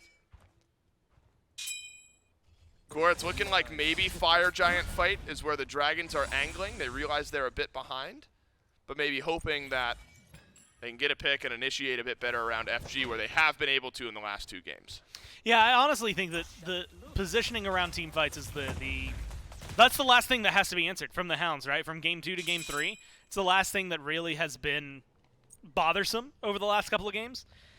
BennyQ still got triple goose eggs, which, while the kills and assists maybe you wish were a little higher, you got to be happy with the fact that the death column matches. And so everything going pretty well for him. Fire Giant Burn is on their side. Secure, probably leaning a little more towards the Dragons just because of what Fear No Evil can create in terms of space. But he can get a kill onto Dardez, then who cares? Oh no, Dardez rip-tied it back, and I think he was going to die to BennyQ's tick damage anyway. So it's not the Hounds that get picked around FG. Instead, it is the Jade Dragons mid laner, who's had a really good game so far. It was 2-0-2, now dies. There's 2 levels behind BennyQ. Remember, there is Burn here for the Hounds. They've got Coast, who's got Shred in his build, but then you've got a Merlin who can melt down a Fire Giant. And the call from the Dragons is back away. The Hounds have life in the 20-plus minute mark. And an early FG here in game 3 gives them opportunities. Look, I love this from this team, from this squad, the way they're burning things down. They're still losing things. They have to get aggressive because over on left, Vote's pushing down a tower. He's doing exactly what you would expect in a scenario where the team's not doing well, they can't take the fight. Trying to make sure that the map stays a little more in equilibrium, for more or less. Right side, Phoenix with double bomb and Fire Giant. Again, this is something that could be very easily picked up by the Hounds. They need minions and maybe something bigger as an opener. And I just don't know that there's going to be too much for them in that favor. It's always difficult, and I said this a lot last year. Sub 30 minutes, when you don't have an EFG to get rid of backdoor protections, Phoenix Sieges can be so tumultuous if they've got all 5 people alive. Yep. You still got 3 towers to work with. I do not mind the Hounds backing up, resetting, stealing some of the jungle, maybe going down left, trying to get rid of some of those towers, get a little more gold in their pockets. Wonder how the Dragons are going to play this defense. Obviously, if you can just slow down the Hounds, limit it to tier 2 towers, you're feeling okay. Remember now, you got that 1 minute worth of cooldown time after the FG falls off where you know the Hounds aren't going to be able to go back and immediately pull it.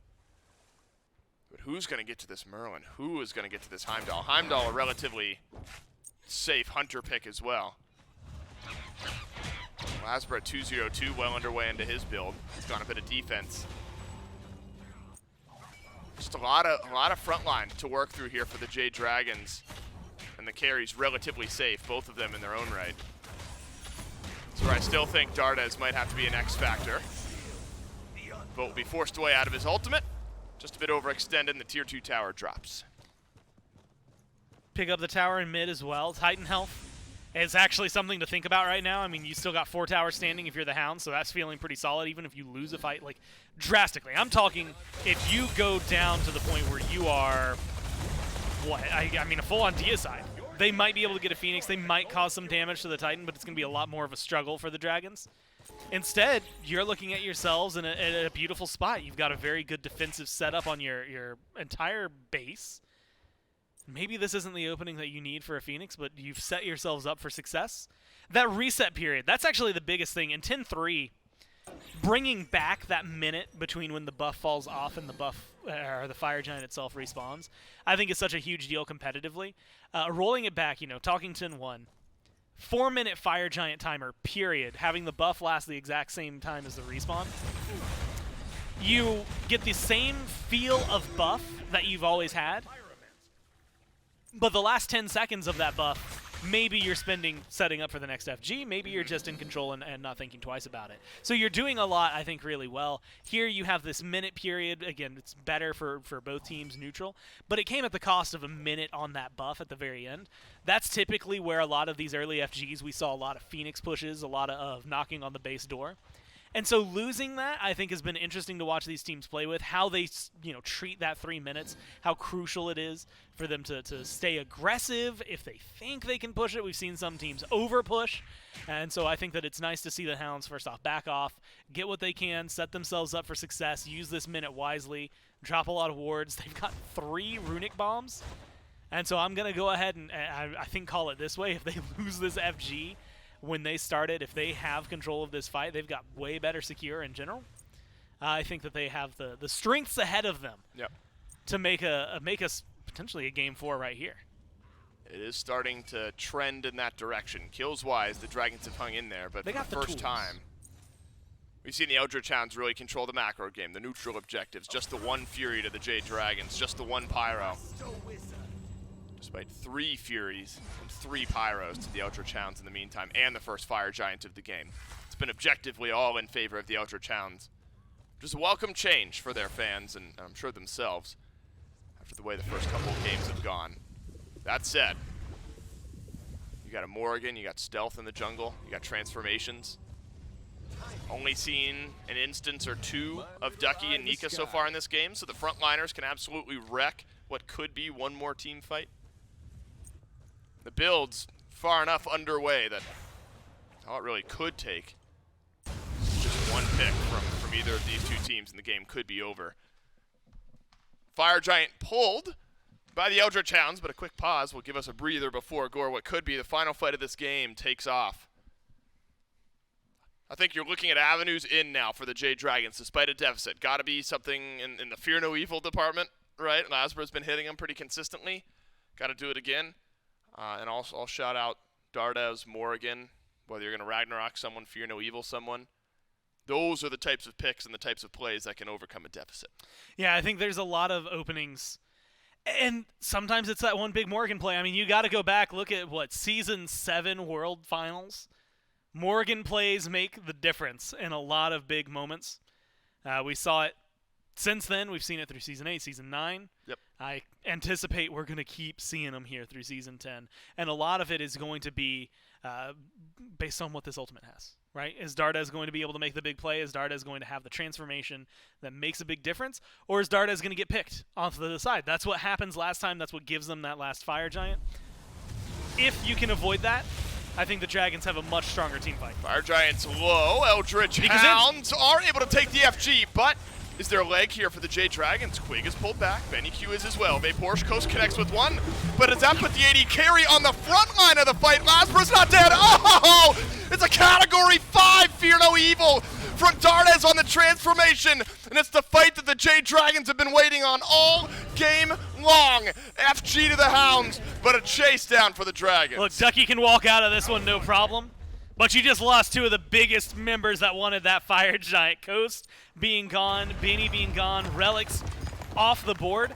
This is where your map state saves a little face for you. Yes, things go pretty poorly in the fight after, but you get to focus on the towers right now if you're the Dragons. Maybe you can go and push for a Phoenix, but that's maybe a little too risky, especially with how slow this tower is going. Probably holding on to it. Maybe you go mid. You can knock down that last tier 1. Back up, spin gold. Reset and just really hope, LASBRA stays alive. Oh, no. Doesn't look like he's going to. Yeah, Oathhh gets a solo onto LASBRA, and so now actually things tilting back a little bit for the Eldritch Hounds. You've had these staggered kills where the Jade Dragons had their opening. Oh, no! Oathhh gonna get it done again. What a play from Oathhh! Gets 2 solos in the span of 10 seconds. And what was a disastrous start to the FG buff for the Hounds is completely flipped around. Laz and Vote go to blows with Oathhh, and Oathhh stands tall against both. And he plays it well, and you get that Bloodforge shield, man. It's the shield after the kill. The first one opens up a lot of opportunities. You can soak up a couple autos from Vote, get aggressive, and now suddenly your team's back into it. It's still going to be a little bit, right? Coast doesn't have the same boost that everybody else has, but you got a minion wave right here. Maybe something to work with, but Benny cannot be picked. That is real difficult. BennyQ pulled back in by PolarBearMike. Gets out of this one. Another aggressive ult forward from VaporishCoast. Right side Phoenix drops. That's Ducky who gets it done. Good kill. And Mike will fall as well. And Ducky wreaking havoc on the back line of the Jade Dragons. It's a perfect moment for the Hounds. They'll knock down both mid and right Phoenixes. And now eyes turn towards left. You got to play it safe. LASBRA respawned. You got a lot of ults out of them, though. So the Dragons lost a lot of their defensive utility. You're also going to be losing the Fire Giant soon enough on those that have it. I don't mind playing this a little more slow, getting the reset. You can get up, pick up a Fury, pick up a Pyro, and be able to push even further. I think a lot of this, though, has been, I mean, it's Oathhh, right? That is a huge play to be made in a game and a set so far where Oathhh has not been making the huge plays. I mean, we got to talk about it a lot last game. The lack thereof of a Mercury is being balanced out by this Fenrir. And finding one kill, right? I mean, a lot of this takes hardly any damage, gets the shield, is full health, right when you get to engage it. Does Vote just go in? He's just doing his passive thing. He didn't even think twice about it. I think he was going to clear the wave, try to stop them from getting any pressure. And unfortunately, Oathhh just says, okay, cool. I don't know if you read the situation here, but you are Jingwei. I am Fenrir. I'm going to just tear you apart. And it's that easy. Where now the timing of the plays, though, Gore, is much better for the Eldritch Hounds. You're not making the miraculous individual plays at the beginning of the game. You're making them towards the end when it opens up the base of the Jade Dragons. The good news for the Dragons is that it's mid and right fire waves. Easy enough to deal with, but the speed that the Hounds can do this FG, I'm not really sure it matters, though it's enhanced. Maybe a little extra urgency for the Jade Dragons. But it looks like they're just going to backpedal their way away. Fire Giant will pop out here in just a second. Looks like the Eldritch Hounds have done enough here, Gore, to send us on to a game 4. Really feels like that. The one Runic Bomb doesn't necessarily end the game, but Nika's close. Watch out for Excavate. We've seen that steal objectives a few times over the last couple of years. EFG down to half. Dragon stepping forward, and it's cautious from the Hounds. Look, I love this play from the Dragons because you're in a position where a minion wave or two can go through. You don't have to worry too much about the FG. We'll have to reset now, and this could be a good time for the Hounds to just get aggressive. But you have to remember, it's not the Fire Giant. I mean, enhanced, it's incredibly important. It's the fight after from the Hounds. That's what went wrong last time around. And if the Dragons get another fight like that, but in this map state, they win the game. So you have to be a lot more careful with where your positioning is, what kind of havoc you're wreaking on the backline. PolarBearMike, he's close by. There's a River's Rebuke up, and the Hounds will get the EFG. And a bit more aggressive positioning in the fight after the fact. Ducky thrown up, but he'll go CC immune and step forward. LASBRA separates the fight. He's got to fear no evil, but he's going to get chased down by Oathhh. Should be a kill for the Eldritch Hound and their jungler, but Dardez is able to trade back. But watch Ducky work! He's chased down the backline of the Jade Dragons, and he's done it wonderfully. Dardez under threat suddenly. There's no more ultimate for the Vamana, but there are fire minions in the Titan room. Dardez still has ult to work with. The team is looking over towards left right now, so that's going to give him time. I was going to say to reset, maybe make something big, but has to turn to the Vamana to stay alive and get the disengage. That's unfortunate. That feels bad. Third Phoenix of the game drops. Eldritch Hounds get EFG, lose it on Oathhh, but have now completely opened the base of the Jade Dragons. But BennyQ takes a whole heap of damage from the Jade Dragons. Excavate won't hit. Mid Phoenix is going to respawn here shortly. The right side bird is back. VaporishCoast will crystal away. And it was nearly the last thing that he did. Ducky's so close to having his ultimate back as well. Wonder if the Jade Dragons have just done enough to keep their birds on the map. At least right side feels pretty good. Ducky should just take this. Might die. No, he won't even die. He's got ultimate here in just a second. Oh, that's Mike is just short on life of the party. Fire minions should get cleared by LASBRA. This is a much better scenario for the Hounds, with left and mid being the Phoenixes down instead of mid and right. Yeah, being able to create more pressure on the base. Someone has to stay away. Luckily, you've got a Jingwei, right? Vote can back, deal with left wave, back, passive his way back over to an FG. Much shorter on the Season 10 map. That is something worth noting. It is not going to get you as far as it would have in maps past, so does put a little bit of a pause maybe on what Vote brings, but still back into the game. Still, you've got EFG. This Phoenix has got 2 autos very simply done by Coast. So now you've got all 3 down if you're the Dragons. It's a lot more difficult of a fight. You need, I mean, pressure and then some. You need a huge throw from the Hounds if the Dragons are trying to close this one out. It is, I mean, a slow choke because you can't just run in. They've got too much CC. All it would take right now is a double Fear No Evil on 3 of you, and the game's done for the Hounds. So I like this. Fall back, get yourselves a Fury, get yourselves a Pyro, get another bomb online. there's not really much else for you to buy at this point. And so we're going to be seeing either finished items there for your supports, upgraded relics, the last few that come through, or an elixir of defense and potions of power that are getting picked up for Quig and Coast there. So a lot more power spikes coming online for the Hounds, shaping up to try and find their way into this. And I love Oathh's positioning right here. No way. Just daring someone tries to go get the gold button. Yeah, you would like it. That's a game-ending type of mistake, though, if the Dragons were to step up for what would just be 500 or so gold. Oni fire minions in all 3 waves, and you're down 15,000 gold. About as bad as it gets. Ducky, though, has he overextended.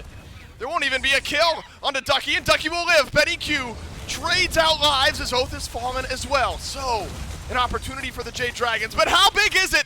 Big enough for Vote to find a kill, and VaporishCoast has done so as well. Ducky's got thorns, and you need all this damage from Vote, the late game Jingwei, to suddenly make itself known. Ghost is really important here. Doesn't Now, have just as a actives. target, they're going to be able to get him. Doesn't have No actives. actives, but no, he still has the ult, and that's going to get him a decent part away. Jukes out Nika, and he stays alive. Look, things like that are incredibly important. Coast is the guy. Coast is the one who is going to walk in there and kill your Titan. If you can get rid of Coast, that's going to do great. You got rid of Benny, and that set up a lot for you. That's the problem that the Hounds are finding right now. Look, we talked about the early game in Game 1 and 2. Very good. Talked about the early to mid to late here in Game 3. All really good. Now you got to talk about the last part of the game, the closing. And so far, that's where they're struggling right now. And it's very difficult. The Dragons' composition is so good on defense.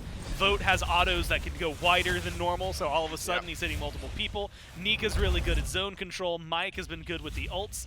And of course, Dardez, LASBRA. Dardez being able to transform either into a warrior or into a Hunbatz has been big for them. And LASBRA's Fear No Evils have been just enough to separate the Hounds up. So it's been great on defense. They've got left side up. Only a couple more Fire Minion waves that they have to push up here. Yeah, it's important. And then they can get back in this fight, maybe even defend this FG. That's where you're wondering. Dardez, you're playing with such thin margins. This is the game where you're wondering, okay, is it worth giving up EFG if it means that we can guarantee that left and mid Phoenixes are going to come back up? Can we do enough? Can we just send Nika forward with an excavate, try to steal it away? Those are the questions the Jade Dragons are suddenly asking. Looks like the answer is yes. Dardez will stick left. But if the Jade Dragons lose a fight handedly here, you might not even get a chance to steal. Might not get a chance to fight back in. Mike takes the Ragnarok, and what's all this damage that's found its way into the Eldritch Hounds? It's Vote who's gone big, and it's Coast who's gone down! On to disaster for the Hounds. They've lost their AD carry. Ducky just clipped by the Fear No Evil, and the Dragons have a sliver of hope. A slight chance now back at the end of Game 3. Look, they protected left. They protected mid. They protected the Fire Giant. They protect right. They are right back in this game. They might even be able to step up, but I love this call from the Hounds. Look, you lost some really big players, but you got the burn from Benny. They've got to leave. They have to leave, surely, right? All 3 Phoenixes are back up. If they're going to go for it. Simply stand strong, flip a coin, and it lands Hounds. They'll get the EFG. They'll deny it from the Jade Dragons. But is BennyQ able to get away? Has beads, has Aegis. We'll use the beads and the Aegis. Excavate won't hit him. And the flicker used to dash away.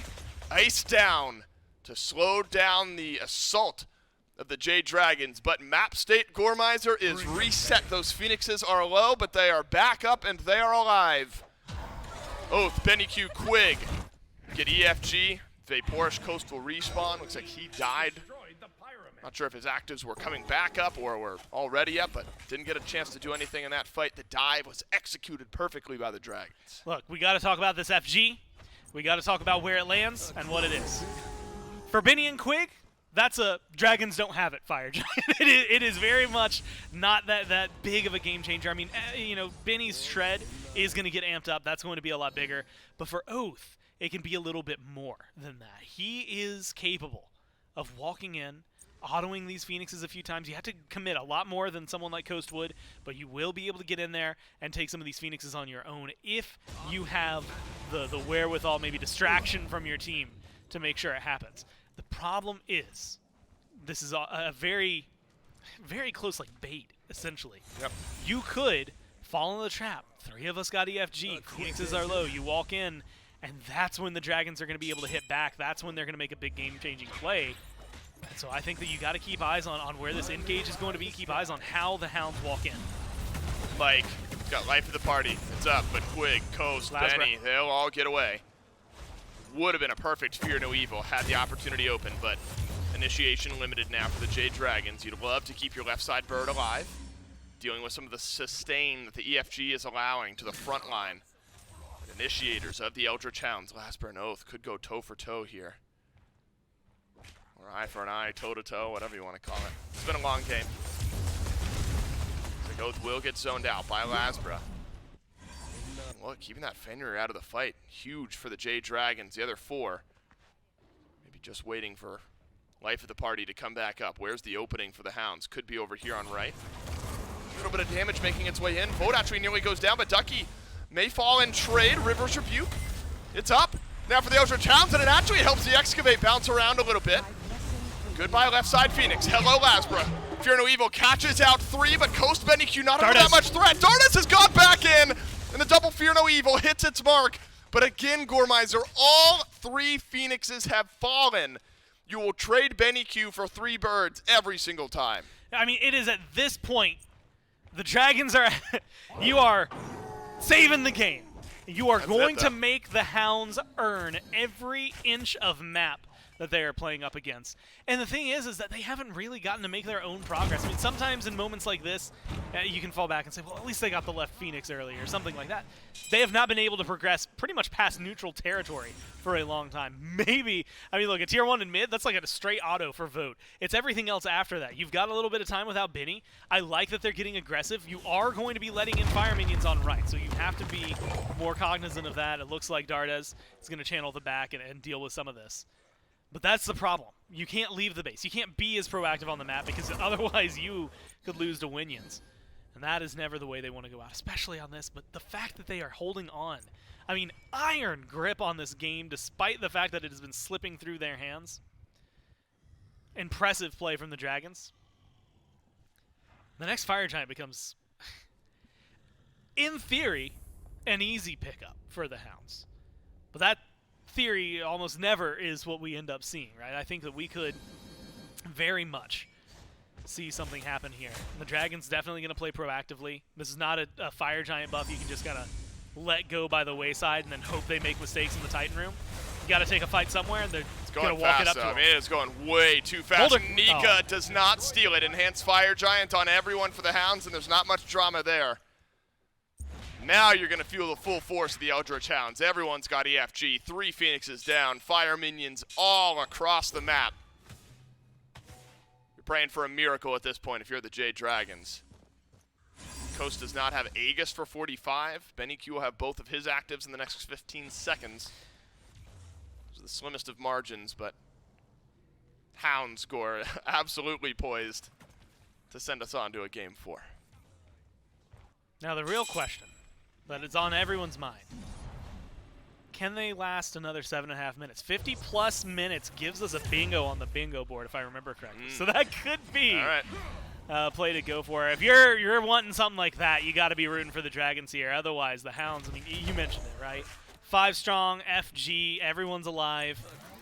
Got to be careful with your engage because all it takes is a small slip up, a good Fear No Evil. What'd you call it earlier? A category 5. Suddenly things fall apart instantly. Life of the party pulling one person away from the team and allowing them to get a pick that could be the ender for the Hounds. They could also just kill off someone like Nika incredibly fast and be done. Ducky has just been relentless this game. Kin-size Berserkers Look at work Dardez. wonders. Dardez transforms into the Benny. Merlin, and Dardez dies as the Merlin, but has he done enough? Maybe. LASBRA trades back both Merlins off the map. The LASBRA left brawling it out with Quig. Nika pulls back VaporishCoast. This is the pick the Dragons have been searching for. From 3 Phoenixes down to 1 extra member on your team. Oathhh doesn't have Ragnarok, but steps forward. Oh no, the Fire Minions get Ducky. They'll get it done. And it's all a ruse. It's all turning the eyes. And Gore, we won't cross it off the bingo board, but Ducky and the Minions will end this game. Look, sometimes that's all you need. The distraction, the flashy play. You're drawn into the fight. You think you've got something going. And if Ducky's not back there, the Minions are doing it anyway. It might have taken a little bit longer to have it happen. Maybe the Dragons could have tried to back, but That's what Oathh's play is. Oathh's play was not, hey, let's get some kills. I'm going to be able to do it. Oathh's play is, let's keep them engaged. Let's keep them away from the base. Let's let this stay open. And you just get the right back door open. Walks right through for Ducky. Very, very easy pickup for him. And to be able to find a win like that, I mean, look, it took them a while, right? That is a team that was in a lead for a long time. Yep. The Dragons made them fight for every inch, but they close it out. That's the way you need to start turning around to set. Yeah, I think, look, this Hounds team has now proven they're a threat in the early game. Yeah. But they've also proven they can be a threat the entire game. It's great defenses from the Jade Dragons that stretches this one out, but this is not a qualifier team that's going to go quietly this year. They've got a lot of growing to do, but they've now pushed us on to a Game 4. And anything is possible at this point. The game completely reset. The Hounds have shown that they can take it to the Dragons. Need one more to send us to a Game 5. Our first semifinal of the SMITE Pro League Kickoff Tournament resumes up next.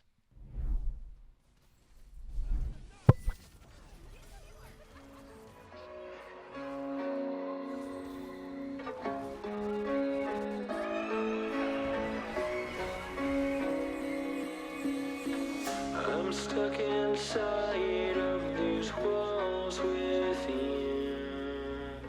I don't recognize who I've turned into.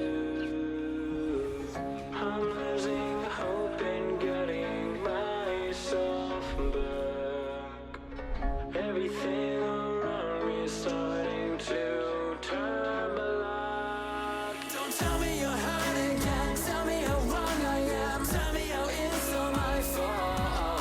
Yeah, I've met my match again, starting from scratch again. Where is the pleasure in all this pain? Don't you lie to me and say it's all okay when it feels like I'm drowning.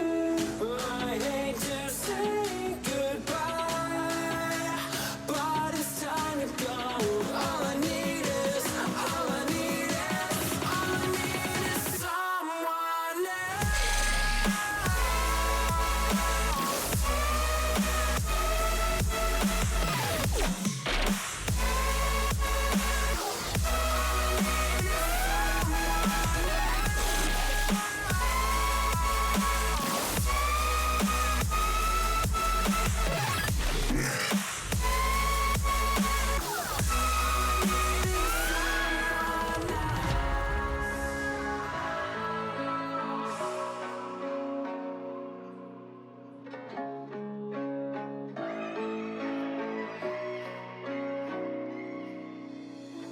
I've never felt more divided than now. Every word that leaves your lips never means how it sounds. You've conquered the best of me, could have just set me free. Games that you play are just second hand. Now I'm beside myself, don't want your fucking help. Let me just go, let me just go. And don't you lie to me and say it's all okay when it feels like I'm drowning. I hate to say goodbye, but it's time to go. All I need is someone else.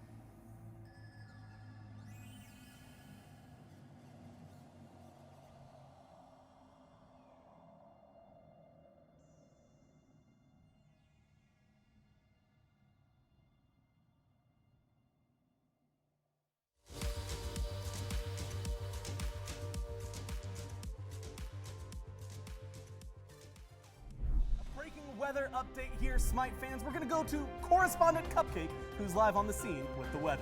Thank you so much, Gore. Well, we are forecasting that there will be a gemstorm all weekend long, starting Friday, the 31st of March, going through April 2nd. No, this is not an April Fool's joke.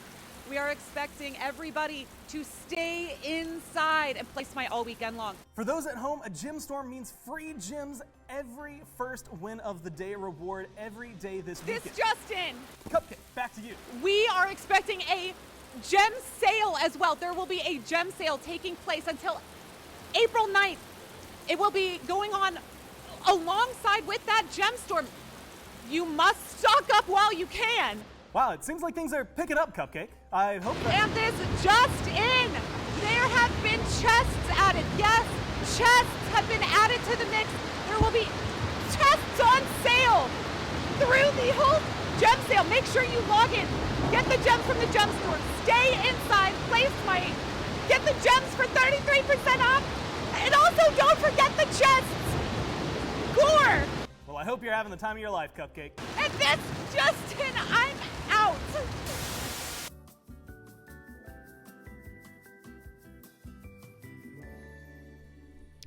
Welcome back to the SPL Kickoff Tournament Day 2, game number 3 of our first set.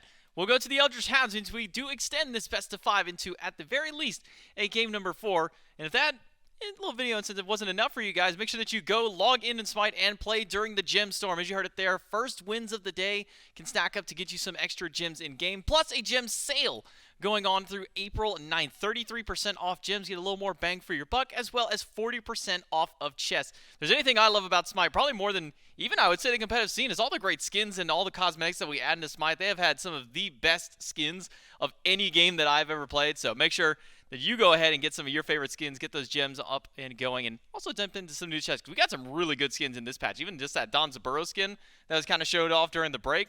That might be one of the cooler skins that's been added recently. So make sure you log in, play some games, get some gems, and have yourselves a little bit of fun. Game number 3, though, Mifflin, jumping into our set that we are having going on right now for our kickoff tournament. Eldritch Hounds. A nice little comeback for these guys, and definitely a push that they needed. A very strong early game and a lead that they were able to establish early, about 3,000-4,000 gold. And it's a lead that they never really threw away. There was a moment where it looked like it could have been choked up, probably about the 20 or so minute mark, but holding on to that lead, just having a little bit of trouble pushing into the base. Yeah, the Jade Dragons had a composition that was very difficult to siege into, those double Hun bots ultimates, putting a stopper on a lot of that aggression, but it seemed like the Hounds' answer was have Ducky walk in, go into the Colossal Fury, and just disrupt that backline. Make sure that there wasn't too much follow-up from Vode, or if the Hunbot's transformation was there, that you chase out at least one of the two, utilizing that CC immunity. So I really like that adaptation from the Eldritch Hounds when you've got this less than standard initiator from Yemoja, you know, not the walk-up CC style pick, have something that can create that space. And this time around, it was Ducky. Ducky wouldn't have had the opportunity to shine, though, if it weren't for the individual plays of the jungler from the Eldritch Hounds. Oathhh just puts on a clinic. I mean, this right here, I thought, okay, the Jade Dragons, they take out, I believe it was 3, or both the carries after the Fire Giant. They're going to be able to regroup, push in, 5 versus 3, maybe grab a tower.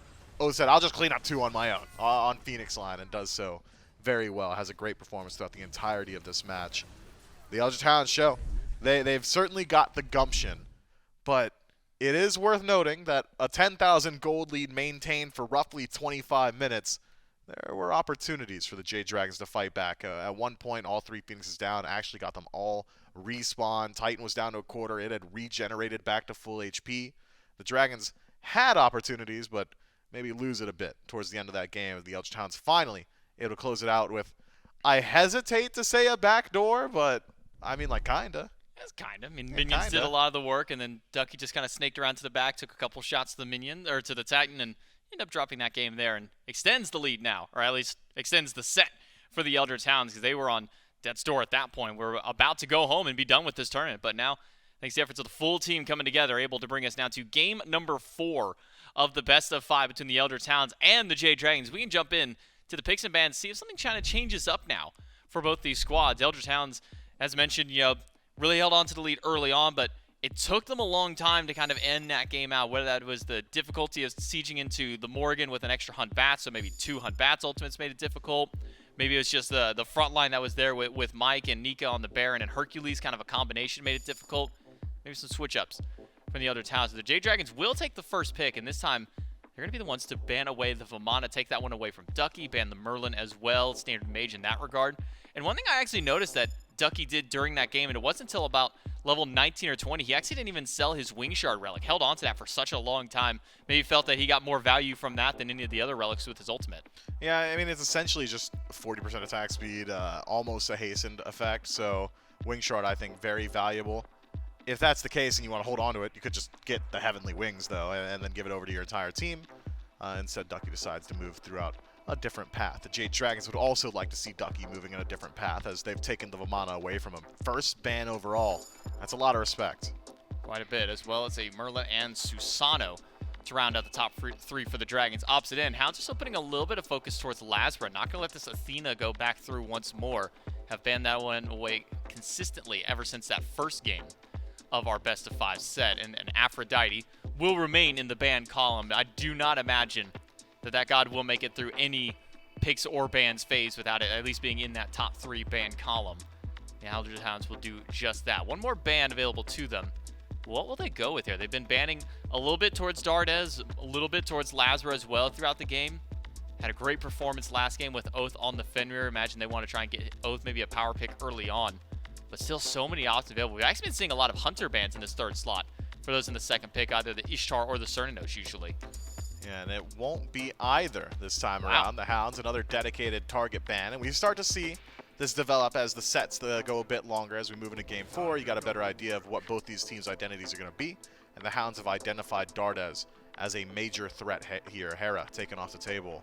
The Jade Dragons, though, they're sticking with what's been winning. That Hercules has been consistent not only for the Dragons, but when the Hounds have taken it, it's looked good. And every other team so far this event has seen a lot of success on this pick. The changes in 10-3, reducing driving strike and the pool's cooldown to 11 seconds, has just made him a bit more consistent in some of these late game team fights. Loses out on a bit of that healing, but you wouldn't believe it looking at these games. He still seems to be nearly unkillable. Hercules, just a paragon of the front line.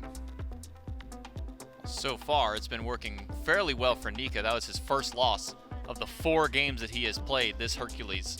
So far, just this weekend, 4 of the 6 games played have been on the Hercules. Surtr and Kukulkan, the other 2 selections that the solo for the Jade Dragons has gone towards. Now where will the Eldritch Hounds go? Ducky has been running a little bit of the Thor solo so far this weekend. The Vamana being banned away and the Hercules taken away means that could be an option. But for now, it'll be the Tiamat picked up for the mid lane, giving BennyQ something comfortable. And Yemoja, third game in a row now, going back over to Quig in support. Quig's always been a massive Yemoja fan. Facilitator, able to reposition not only himself, but the enemies and his own allies. The healing has taken a bit of a hit, but still pretty viable, especially in that laning phase. The ultimate could just force out some of these Phantom Shells. Tiamat, I think, a very consistent pick, one that Benny's been able to get active on relatively early in the game. I don't think it's the same story of, all right, Tiamat needs 3 items, then she can do it. If you're going that Spear of Desolation early or a Doom Orb early on, Tiamat comes online just as soon as you finish either one of those 2 items. So high pressure here from the Hounds from their first 2, and really good at farming at that. See, Yemoja, one of the best supports at just shoving the lane. Tiamat can absorb farm from just about anywhere on the map thanks to her spawned up NPCs. So the Hounds could decide to set a slower pace here if they so choose. I think we'll get a better look at it with the jungle selection. Generally, Oathh's pick can dictate or at least illuminate the pace of game that the Hounds have elected to go for themselves. The Jade Dragons, on the other hand, they've got pick of the field here. I'd be surprised if Ishtar goes ignored. And it seems with a double Hunter hover, neither one going to be the Ishtar. Instead, Cern already locked in for the Jade Dragons. AoE CC, a lane bully, great scaling into the late game, and a standard dash. The Amuzin Cop likely headed for Dardez out of the middle lane. We've seen lifesteal builds, we've seen ability hunter builds. Generally, Dardez likes to do the Transcendence Bluestone, generally Crusher in that second slot, and from there can really, really play that aggressive role with the cripple, the defense shred from Stinger, making it difficult for that front line to operate. But doesn't it seem like a bit of a missed opportunity to take away the Ishtar from the Hounds? It's one of VaporishCoast's best pick. It's one he goes towards at every single opportunity and has soloed some of the best, if not the best, hunters in the league. I mean, go back to Worlds. He did it to Yarkor twice, maybe thrice. Maybe don't let him have it in the future. Well, at least for this game, you have to figure out how to deal with the Ishtar Yemoja duo lane. Terra, got to be the ban for the Eldritch Hounds, which is something that was left open that Mike could have taken, but decided to elect against it to get the double hunter for his team. Batz as well banned away, so we're going to see something new out of LASBRA in this game.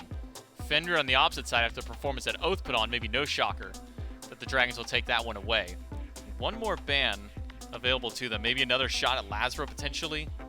Maybe see if they can force him to dig a little bit deeper into his god pool for this weekend. Now, Mifflin, would it surprise you if I told you that Mike has only played one non-mage support so far this weekend? He has only played Terra, who hasn't been a mage. I mean, that is surprising. It's been if anyone's going to do it, it would be Mike. It's been Baron, Hell, and Nox so far this entire weekend, aside from the Terra game for Mike. And Baron's still available. Hell's still available. Nox is still out there. He can keep it going. I think I'd really like to see a standard initiator, though. Something that's tanky and getting into that front line. You need space control with a double hunter draft. That said, Nox with a shadow lock can just keep one person there, and it's very easy for your double hunter to shred them. That's curious, though, from the Hounds. I had thought we'd see a Hebo lock-in for the Jade Dragons, get a little bit of magical damage, some burst potential, and would slate well into that jungle. The Hounds take it for themselves. Probably, so yeah, definitely slated for the jungle here. Oathh's got to flex his muscles a little bit different from the get-in-your-face, early game, control the pace style of pick that we've become accustomed to seeing with Oathhh. Instead, now, it looks like a scaling composition for the Hounds. Now what will the Jade Dragons do? What will Mike go with? Unless, and I still have to keep this open, this Hercules is slotting over to him, but it seems that that is not the case. Potentially with Atlas getting his first selection for the weekend so far. So there's some magical damage for the Jade Dragons. What wasn't a Wheelish Hover will end with a Ratatosker lock-in now for LASBRA. So a 4 physical, 1 magic composition for the Jade Dragons. We already talked about some of the praises of at least a double hunter late game around objective play, but has a team fight look for a composition like this for the Dragons? Well, it's not the easiest to execute on, but you have answers to a defense stack from the Hounds. If they decide, yeah, we'll just buy like a defense item on everybody, you've got the Atlas defense shred, Amuzin Cobb has got it as well. So long as target selection is clear and communication is clear and everybody's on the right targets together, the Jade Dragons can essentially just ignore the fact that they're quadra-physical here. That said, having Atlas as your sole source of magic damage and on support, meaning that you really won't be able to stack too much of those damage items. I know Mike likes to go damage in second slot at times, but support just hard to come by the gold to stack up enough to really become a threat. You've got to execute perfectly throughout the early game on the Jade Dragons. And the Hounds have got good answers. I mean, Hebo, sure, not the fastest jungler on the planet, but against an Amuzen Cobb, who's likely forced to pick up beads in first slot, Water Spout, Crushing Wave, you got an immobile target and an easy way to close gap with Blink, assuming that's the way Oathhh decides to go. Could be a target early to exploit. Otherwise, both of these drafts feel like they're late game slated, don't they? If both of them given the option right now, we can say go in the booth and ask them, hey, would you like to just set this to a 40-minute timer? Let's give you all 10,000 gold in pocket and see what happens. They'd probably take that option.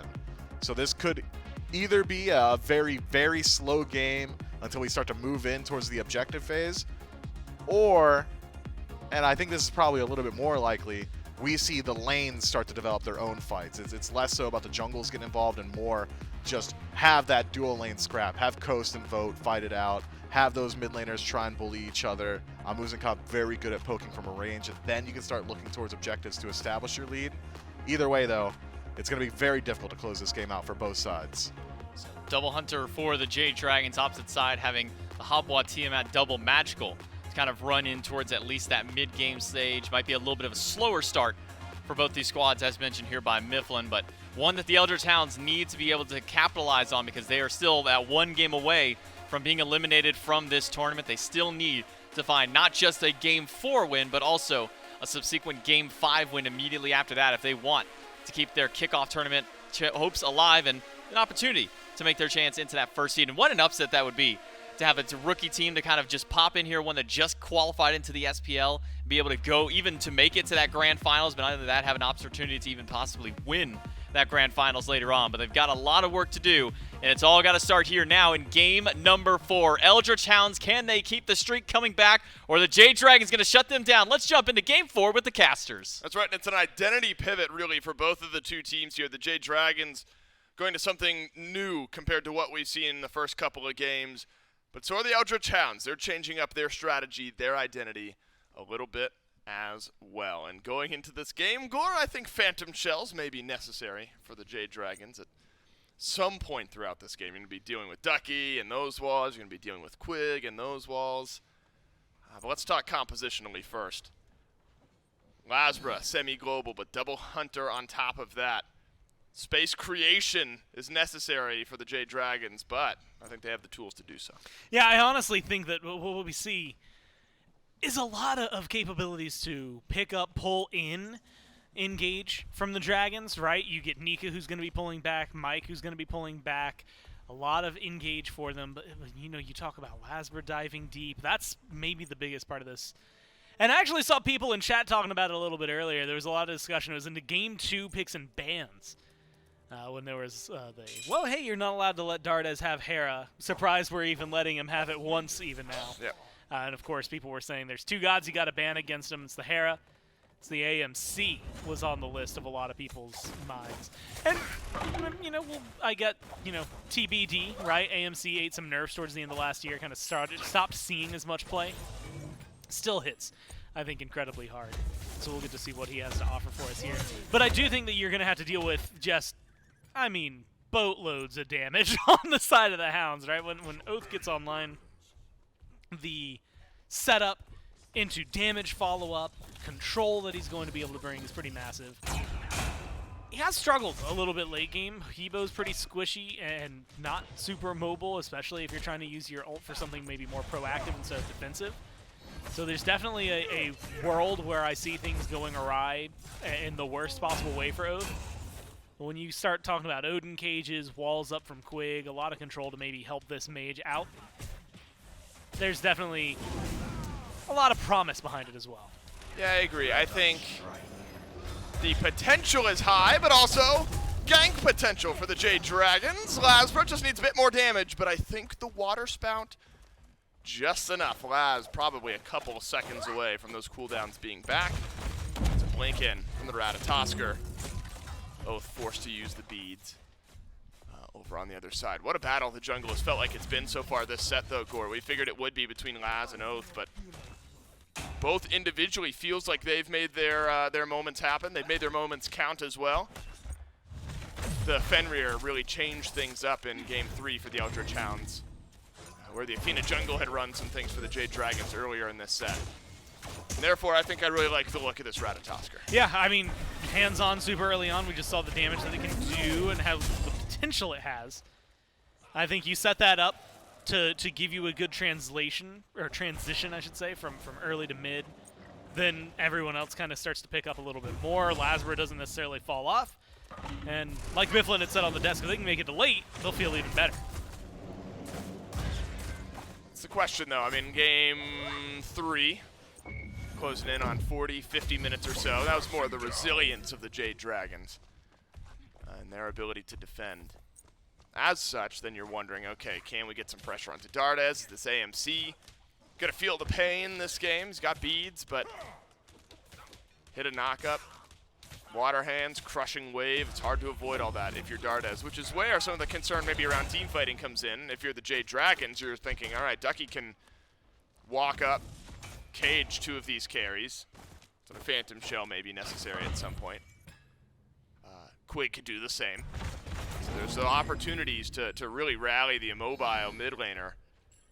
And maybe put the Jade Dragons mid in an uncomfortable decision-making type of position. Now, just talked about Mike, and now he's been playing a lot of mage supports over the course of the weekend so far. He'll have to move away from the mages despite a few of them being an option.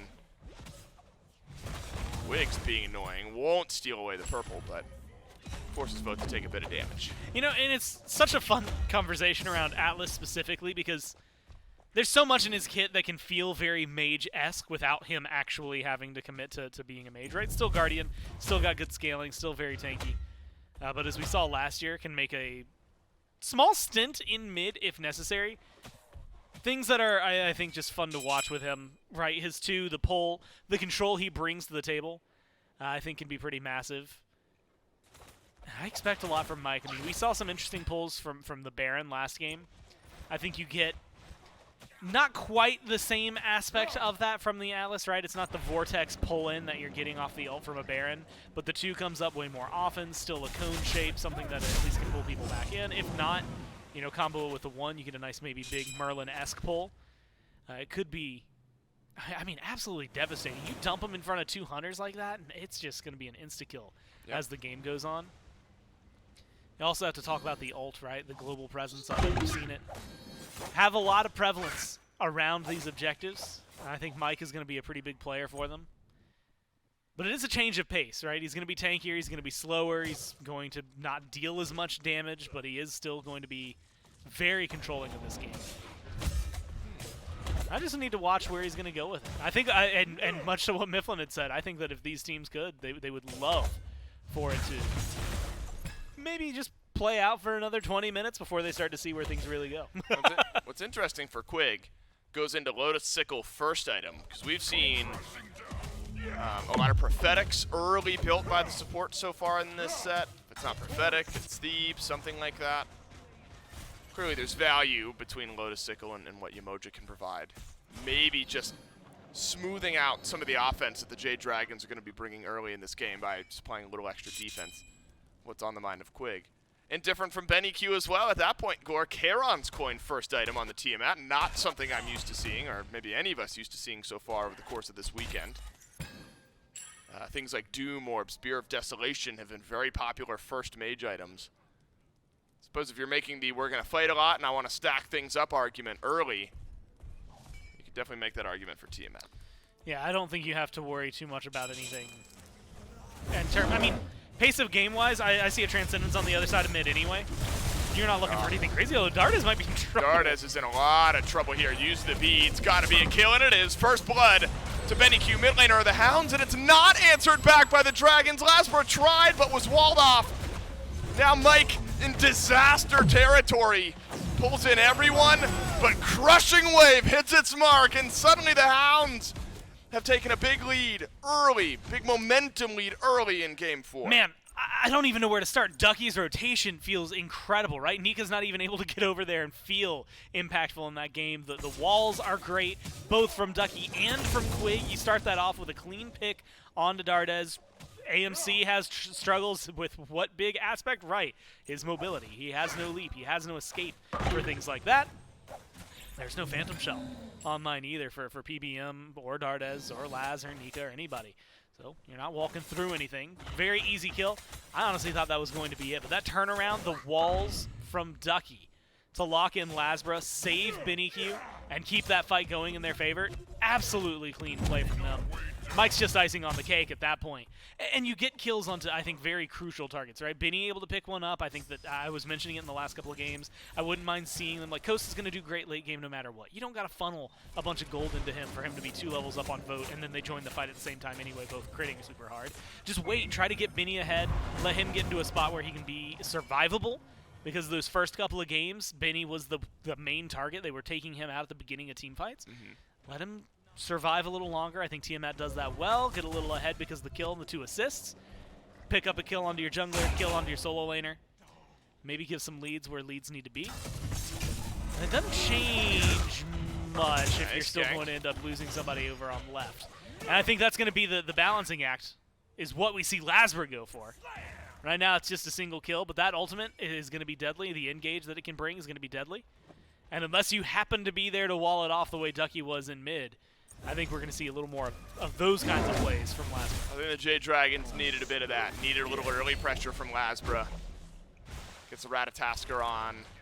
Hits level 5. I mean, that was a few minutes ago, but, you know, got the ultimate ready and able to make early use of it. LASBRA's been loving these early Hydra's pickups as well. Obviously, you don't really get the choice on the Ratatasker. You got to get that Acorn, tend to level that up first. But then Hydra's first item, if I'm remembering correctly, basically all set long. The Hunbats a couple of times. Love some of that early burst. And putting pressure on the coast, because think about it, that's where the Hounds have been putting a lot of their focus in the last few games. Oathhh has been over on the left side of the map, giving Coast an opportunity to build up on a lead. Happened last game. The Heimdall was never questioned. Got unkillable by the end of the game. It's a good answer from the Jade Dragons and a good place to put some pressure. Mike grabs in one, but at what cost? Oathhh drops the crushing waves, but LASBRA has found the back line. Oathhh is peeled out for, but Vote through the middle of the fight, steps forward, grabs a double kill, eyes down the Hebo, eyes down VaporishCoast, lives to tell the tale, and picks up 3 kills as well. This might just be a deicide at the 9-minute mark for the Jade Dragons. They lose 3 kills early in the game, but all but pick up a few more. LASBRA, where are the Acorns? There they go! And it is a deicide. The respawns are through, but the Jade Dragons have arrived. It's criminal that Vote lives that long. I mean, he goes and he just walks in, goes up to him, easy kill number 1. Easy kill number 2. Ducky tries his best, but just can't close it out. The damage isn't there. And then all of a sudden, it's an easy kill number 3. Finally, they stopped the Cernunnos, but they lost so much in the process. I mean, just well played by the Dragons, well read to just walk at the Hounds and make that happen. You're talking about what was a pretty comfortable, maybe early lead for the Hounds starting to amass, similar to last game. Stripped apart, shut down pretty much instantly. LASBRA, I think, with some really big plays on the tail end of that as well. Making sure that huge differences take the Hounds down, man. And it's just so unfortunate, I guess, on one side. Yep. Really, really, fortunate. Maybe a little teensy bit of luck in there as well. I mean, well played from the Dragons. Doesn't open up immediately to a Fury or anything to make the lead even more massive, but that is how you stop all momentum before it can really start to build up. I mean, that I would deflate at a 9-minute deicide. Of course, if you're the Hounds, you don't really have room to emotionally right now. You have to stay focused. You're in game 4. You want to push this to 5. You want to see how far you can go. But if you're the Dragons, that's a huge boost after the way the first fight went, that huge turnaround from the Hounds after getting just a simple pick on the Dardez, finding 3 immediately after. You do not want to get caught out like that again, and I think Mike started things off, even though he died. He started that off in a way for the Dragons that I don't think anybody else saw coming. No, I agree. And it was perfectly timed, whether planned or not, by the Jade Dragons. It'll be a Pyromancer as well. LASBRA, 3-1-2 on the Ratatosker. And picks like this, they hand-deliver pressure to the enemy team. They don't get a say, right? They can beads to avoid the knockup, avoid the stun, but you don't get to choose where LASBRA dunks down. You can only position around it. It's threatening to then have a few kills on that type of pick.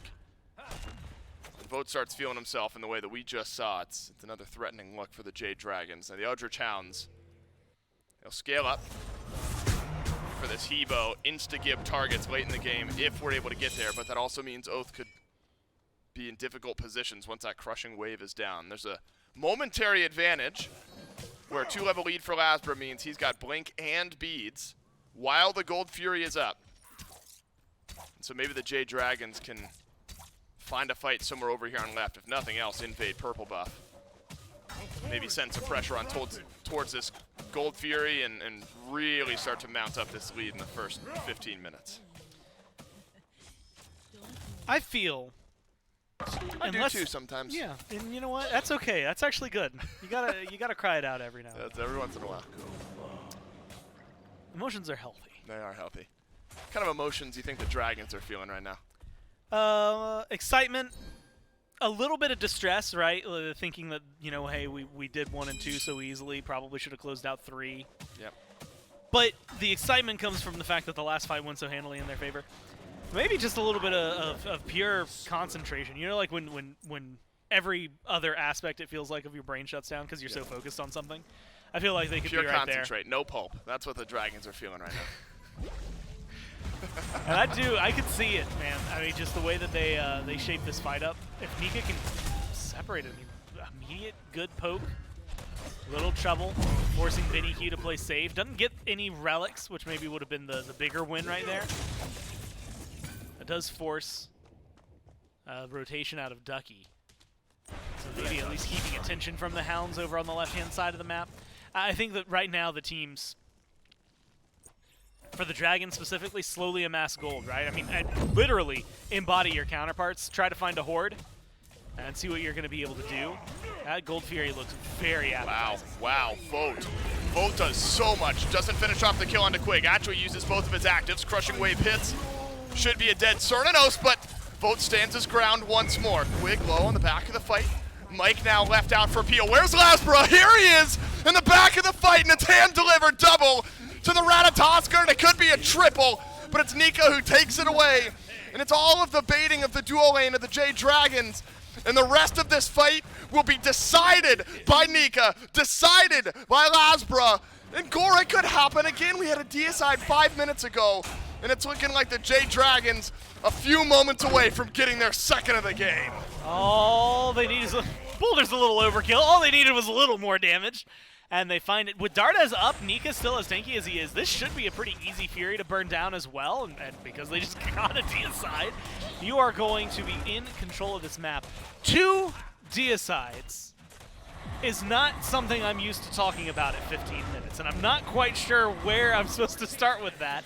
Outside of fights just going awry, the Hounds have a good engage, but it's taking so long each time, that's twice now, that it's taken them a while to kill Vote. First time, 3 of the Hounds die in the process of trying to kill him. The second time around, they kill him before he's able to do anything, but you take a lot of damage in the process, so maybe the kills don't come out, but then it's a very easy setup. Dardez is a second hunter. Normally, you'd have to be dealing with a mage. Maybe it's not going to be as easy in some of the boxing matches, but instead, you get really wide abilities from an AMC that's going to come in and hit just as hard, especially with the red buff around his belt.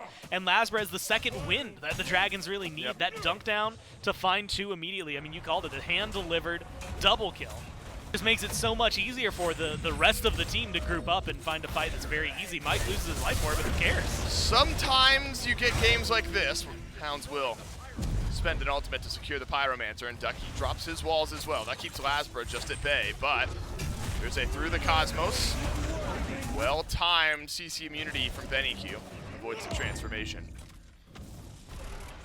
Gotta be a tier 1 tower here for the Dragons. It is over in mid. Gore, sometimes this happens. Whoa, no, Coast. Perfect pluck and push by Nika, and talk about hand-delivered. It's there. Triple knockup from LASBRA. This is getting messy. for the Eldritch Hounds. Another pullback from Nika in the 6th of the game for LASBRA. When Mike is talking after a fight and he's doing the big hand gestures, you know, and he's got his thumb and his forefinger together and he's like really waving around, you know the game's going well. We have a picture of him doing it live on stage for a reason. That's right. And you know what? This happens sometimes when a closely contested, narrowly won Game 3 happens, 40+ minutes.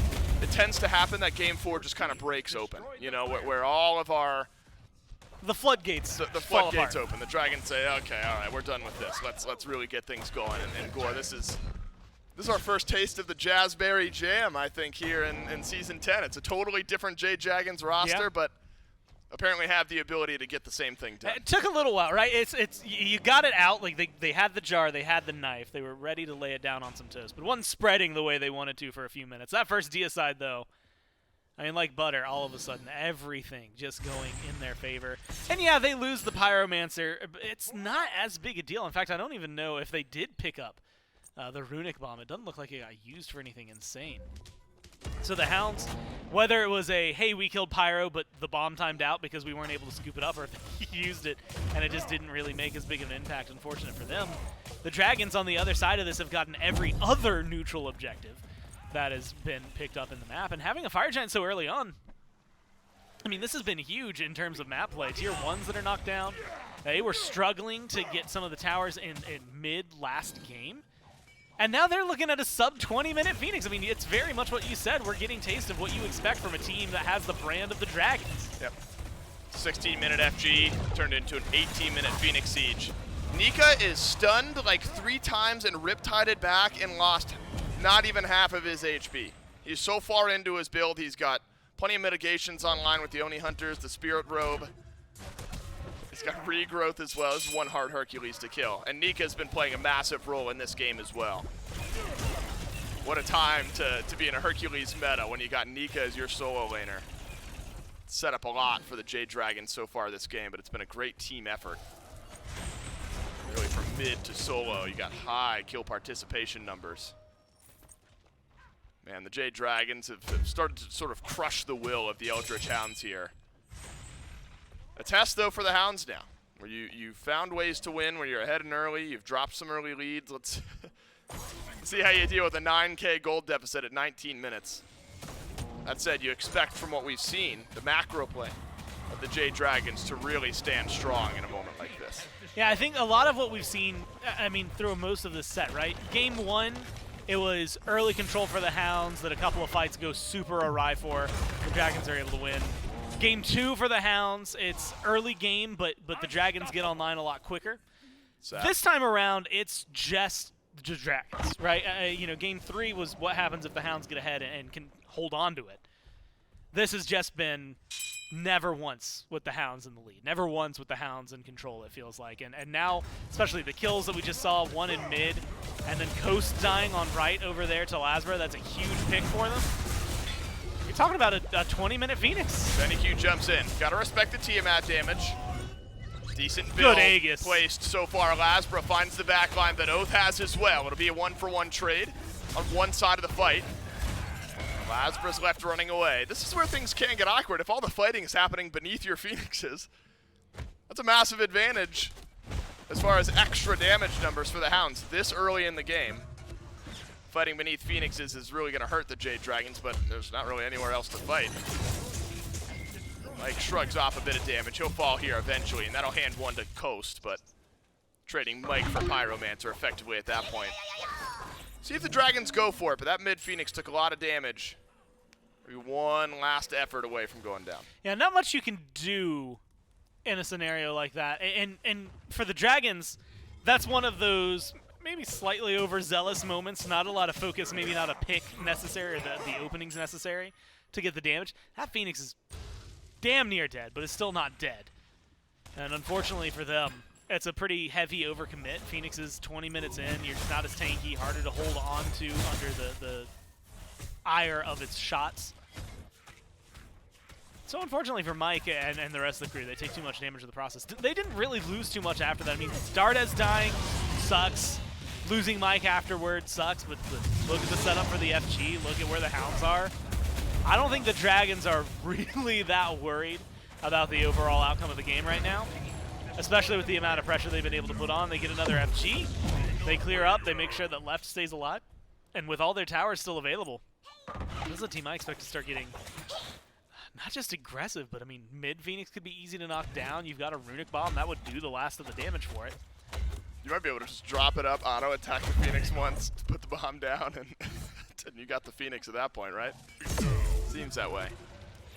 I mean, you're what? I believe in him. You're 2 fire giants Maybe a little in. dangerous. Right, might be a little dangerous. That's how you throw a game. Right, yeah, you need the to be clear, I mean, you need the team around you, right? He's not going You need in backup. alone. I want to see LASBRA do it on his own. Well, he could. He has through the Cosmos, go up and over and dunk down, drop the Runic Bomb, and get out. You're certainly dying at that point, but that's overcomplicating things. The Dragons have their second fire giant of the game at the 22-minute mark. And I was, you know, I'm thinking the Hounds really brought it early in the game. It was a great fight over in mid for Oathhh and BennyQ. Remember, they had a 3-kill lead, and then I thought that swing was going to be, not like the end of it, but I was like, oh, okay, cool. Until 25 minutes, the Hounds got this. Yeah, we're not doing anything. I figured it would still be 3-0 for another 10 minutes. The Dragons were just going to pump the brakes, but anything but. And I think they maybe caught the Hounds a bit by surprise here in Game 4. So on the precipice of a kickoff tournament finals berth for the Jade Dragons with the first orientation. Is that the right word? Of this roster? No. Is that right? The first. Yeah. Is it? The orientation. When I think of orientation, I think of college. Yeah, right. I think of college. The first debut. Yeah, that's it. I don't know who that was in my ear. Iteration. In a way, they're orienting this roster, right? Yeah. I wasn't wrong. It just wasn't the word I was thinking of. You said it. I would never have gotten the iteration. That's huge props on whoever made that connection because that's good work. I had no clue what you were trying to say. Well, we got there. I wasn't wrong. This is an orientation for this Jade Dragons roster, but this iteration of the Jade Dragons making their way to a tournament finals right off the bat would be quite a statement, especially after giving themselves a chance in Game 3 to turn around and make a comeback happen. But defense time for the Eldritch Hounds, down 10,000 gold when you're crushing waving away. Tends to not bode well for your team if you're a Hebo. Mid Phoenix is healed up though quite nicely. Fire Giants only got about 20-30 seconds left on the buff. Might see the Jade Dragons throw themselves at it one more time. Hard to break a base. I think at any point, really right here, unless you get an insane pick, which would require the Hounds to make a mistake, I don't think anything big is going to happen. Maybe if you were willing to dive the Phoenix, but we saw what happens last time. Like you said, that is a good way to throw a game. Fire Giant was going to be wearing off. No need to stick around where you're unable to get things done. Instead, fall back, get the neutral objectives, right? Primal Fury is going to make it a lot easier to do the rest of these. And you could look at it. I love the up top. You can see all 3 of the Furies that have been taken this game, all 3 varieties. And each one goes towards the Dragons. Now they're going to get themselves another Pyromancer as well. Just too much control and a lot that's, for the Hounds, just difficult to handle. They did bounce back, no Phoenix loss, which is a good way to slow this game down. And in moments like this, I mean, when we've seen Dragons of the past, and unfortunately it's hard to equate because Dragons of the past are not what the Dragons of the current are. That's Warriors of the past, etc., etc. It's been a struggle if they have a very strong early lead, then it transitions into like a 40-minute game. Suddenly it starts to slip. They should still have a pretty good grip on this Fire Giant. Doesn't look like the Hounds are even bothering to group up for it. So support coverage you can already see deep in the jungle from the Dragons. They've got the vision, they've got the damage. They've also got double Hunter. I mean, walking into the tower on right, that should be easy. Phoenixes, especially with 2 Runic Bombs, should be pretty damn easy for them to just siege up this base if the Hounds aren't going to put up a massive defense. 3 FGs at 25 minutes. Quite a pace for this game for the Jade Dragons. Now it's 13,000 gold. You're effectively a full item behind across the board right now. If you're the Eldritch Hounds, you're talking relic upgrades. The Phantom Shell for Mike is there, and that's going to feel great. This is maybe the first Phoenix Siege where I think the Dragons should have a good chance at breaking open one of these birds. You know, early in the game, we were talking like a 16-minute FG. It's a bit early, right? You don't quite have the damage to work through a Siege and a Phoenix, but now you're there, right? You're effectively full build on a few members of your team. In fact, could be a game-ending push. No towers left on the map. The Hounds, they've made quite a statement here this weekend as a qualifier team. They 2-0 the Ferrymen and now go to 4 at least against the Jade Dragons. Regardless of how this game turns out, should be a weekend that the Hounds are proud of and clearly have a lot of potential going into Season 10 of the SMITE Pro League. Water Spout does not do much to Dardez. You can tell the Dragons are still trying to figure out exactly how they want to siege up these Phoenixes. It's just so hard. I mean, Nika, if you can get a knock-up pushback, yeah, that's going to be great, but the Hounds are not stepping really much further past their Phoenixes themselves, not even the Phoenix line, like the Phoenix actually. And that's making it very difficult to get the big picky one. Mike, though, at this point, a lot tankier, might be able to just lead the way. This is what the Dragons need, just brute force it, right? Just get in there and fight. The cage goes up from Ducky. Where's LASBRA? Gonna pick his target. It's on to Ducky. Let's push out from Quig, and Quig has made the wrong choice. Excavate does half the health of the carries of the Eldritch Hounds. The writing's been on the wall for a little bit of time. LASBRA will end this game with 2. And the Jade Dragons, my goodness, what a statement in game number 4. It's divine for LASBRA. Died in the first few minutes of the game, but it's gone 9 straight. Vote has stood his ground time and time again. And the Jade Dragons will move on to the Kickoff tournament finals. Yeah, the things to look at, I mean, what, 9-1-6, 7-2, and 8, I believe I saw there for Vote, and then top of the damage charts for Dardez, right? They just play that comp incredibly well. And admittedly, if you're going to get 2 deicides, your team's got to get ahead, right? You've got to have a lead like that. And luckily, the Dragons know how to play with that. Mike, very adept at the early game. That's one of the things that he's always brought to these teams. We got to see it a lot there. I think really what we saw was a great play initially from the Hounds into one play. Very, very Game 1-esque in the jungle where things just crumble for them, right? They fall apart. Vote gets that triple kill. It's a very crucial triple kill. Stays alive way too long in that engagement. And in Game 1, that fight happened at 27 minutes or something like that. It was much later into the game. They had time to recoup, reset, get back into it. This time around, they didn't have that gold lead when they lose the fight. They didn't have any sort of control over the map when they lost the fight. And so it started to spiral. Then suddenly, it turns into a second deicide, and that's when the Dragons have the choke point. They've got all the neutral map in their favor. Even some of the Hounds map is in their favor, and they can just continue putting that pressure on. It came a little difficult when it was breaking Phoenixes, but they figured out how to get through, waited a little longer, got a third Fire Giant, just knocked it down. I think that type of picks, Ratatasker specifically for the Dragons, that's a... All right, I'm tired with the slow-paced way things went in Game 3. Let's end this game. Jade Dragons do just that. 3-1 over the Eldritch Hounds, and they'll move on to the grand finals tomorrow. For now, the desk will break this one down. Very clean in game number 4 from the Jade Dragons with a lead that they were able to get early on from their double deicide within the first 15 minutes of the game. Hard not to imagine the Jade Dragons be able to run away with that one, though. It definitely did slow down a little bit after about the 20-minute mark, once that Emperor's Armor kind of came online for Quig, really slowed down some of these sieges, allowed at least a little bit of breathing room for the Hounds.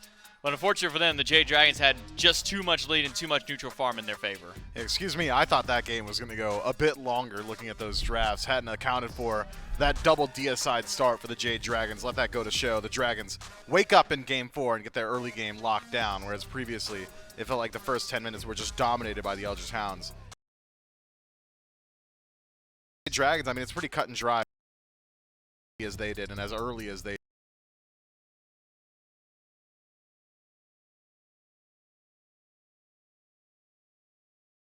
Assassin off to an early start. Sit on Oathhh in the jungle, take away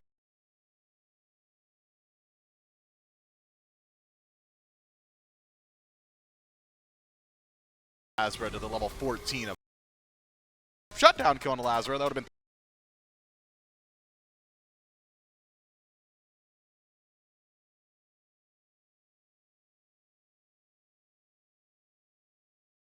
mass in the back line.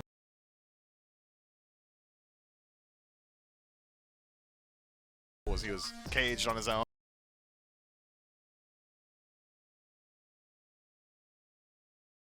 Dardez might have an play it. It looks good.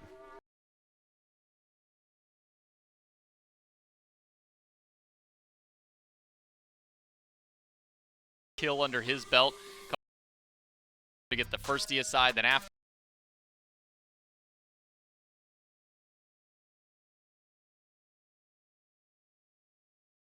Game start for the Jade.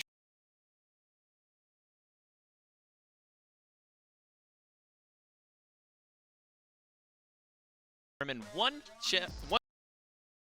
to determine the seeds for upcoming.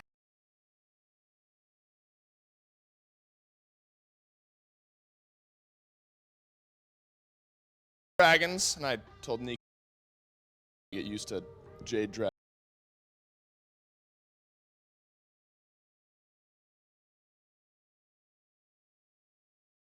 And the way things have been flowing, really preferring some of the made.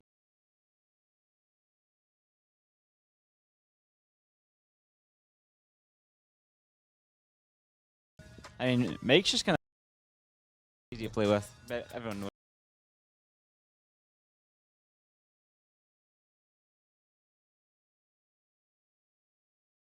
Shepard, I like it. Yeah.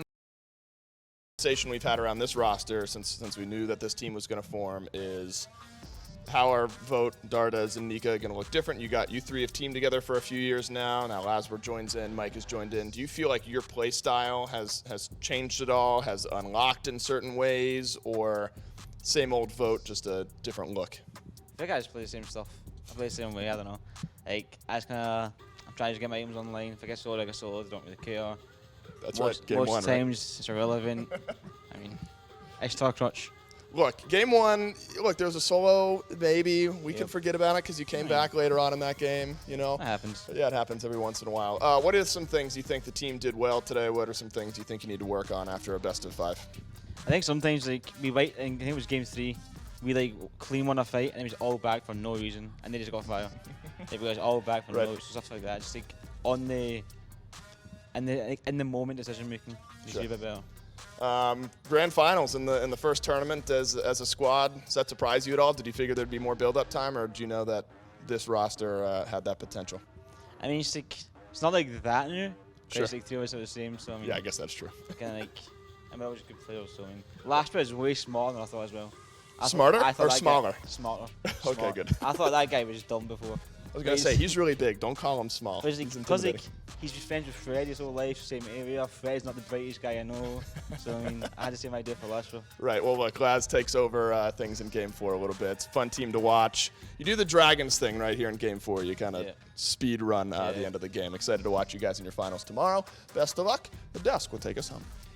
A little bit of fun banter with Vote about his teammates there, about LASBRA saying he's a little bit smarter than he once thought he was, and also kind of like the comment earlier where Mike is kind of like the shepherd for this team out there, being able to really lead his flock around to kind of get them through the battleground. But, I mean, that even kind of goes back to a little bit of what Mike was saying early on. You kind of plugs into this new team. They already kind of have their god pools, and now it's just figuring out how they want to actually kind of put all of those together for this tournament. So far, it's been looking good for the Jade Dragons. They will move on to our final day of play. We will take a look at the bracket. With a 3-1 for the Jade Dragons, a 2-1 earlier on, now nets them as the first spot in our grand finals on Sunday. That will be tomorrow, a best of 5 between the Jade Dragons and the winner of our second set coming up after this, which will be the Camelot Kings and the Oni Warriors. Not the cleanest win from the Camelot Kings during their set against the Guild Gladiators. Opposite, though, a pretty brutal win for the Oni Warriors up against the Highland Ravens. One was particularly the closest of matchups there, especially when we look at that Game 2 performance. Very excited to see what the new squad of the Warriors can do up against our current, I guess, reigning world champions. Right. Defending and the world Camelot champions. Defending, that's the better way to put it. Yeah, I'm excited for this one. I feel like the Camelot Kings and the Warriors are almost antithetical in how they approach the game. The Camelot Kings, methodical, slow pace, want a team fight. I feel like they think through every match. They come in with a strategy, and they try and execute on it. And this is conjecture with the Oni Warriors, of course. I'm completely making this up. But it seems like a group of guys who come in on the day of and they say, man, sure hope we're pressing our buttons good. You know, my hands are warm. I'm going to go out there, and hopefully it's individual performances that win them the day. So it's raw mechanical talent and young guns in the league versus the tried and true strategists in the Camelot Kings. And I'm excited to see how those two match up against each other. And if I'm not mistaken, I don't believe this is the first time that we're seeing Netroid face off against his former team, but definitely one of the first times going up against his former Camelot Kings squad. We got the Camelot Kings and the Oni Warriors, a best of 5. Winner moves on to our second day of play. Who's going to be? We'll find out right after this break.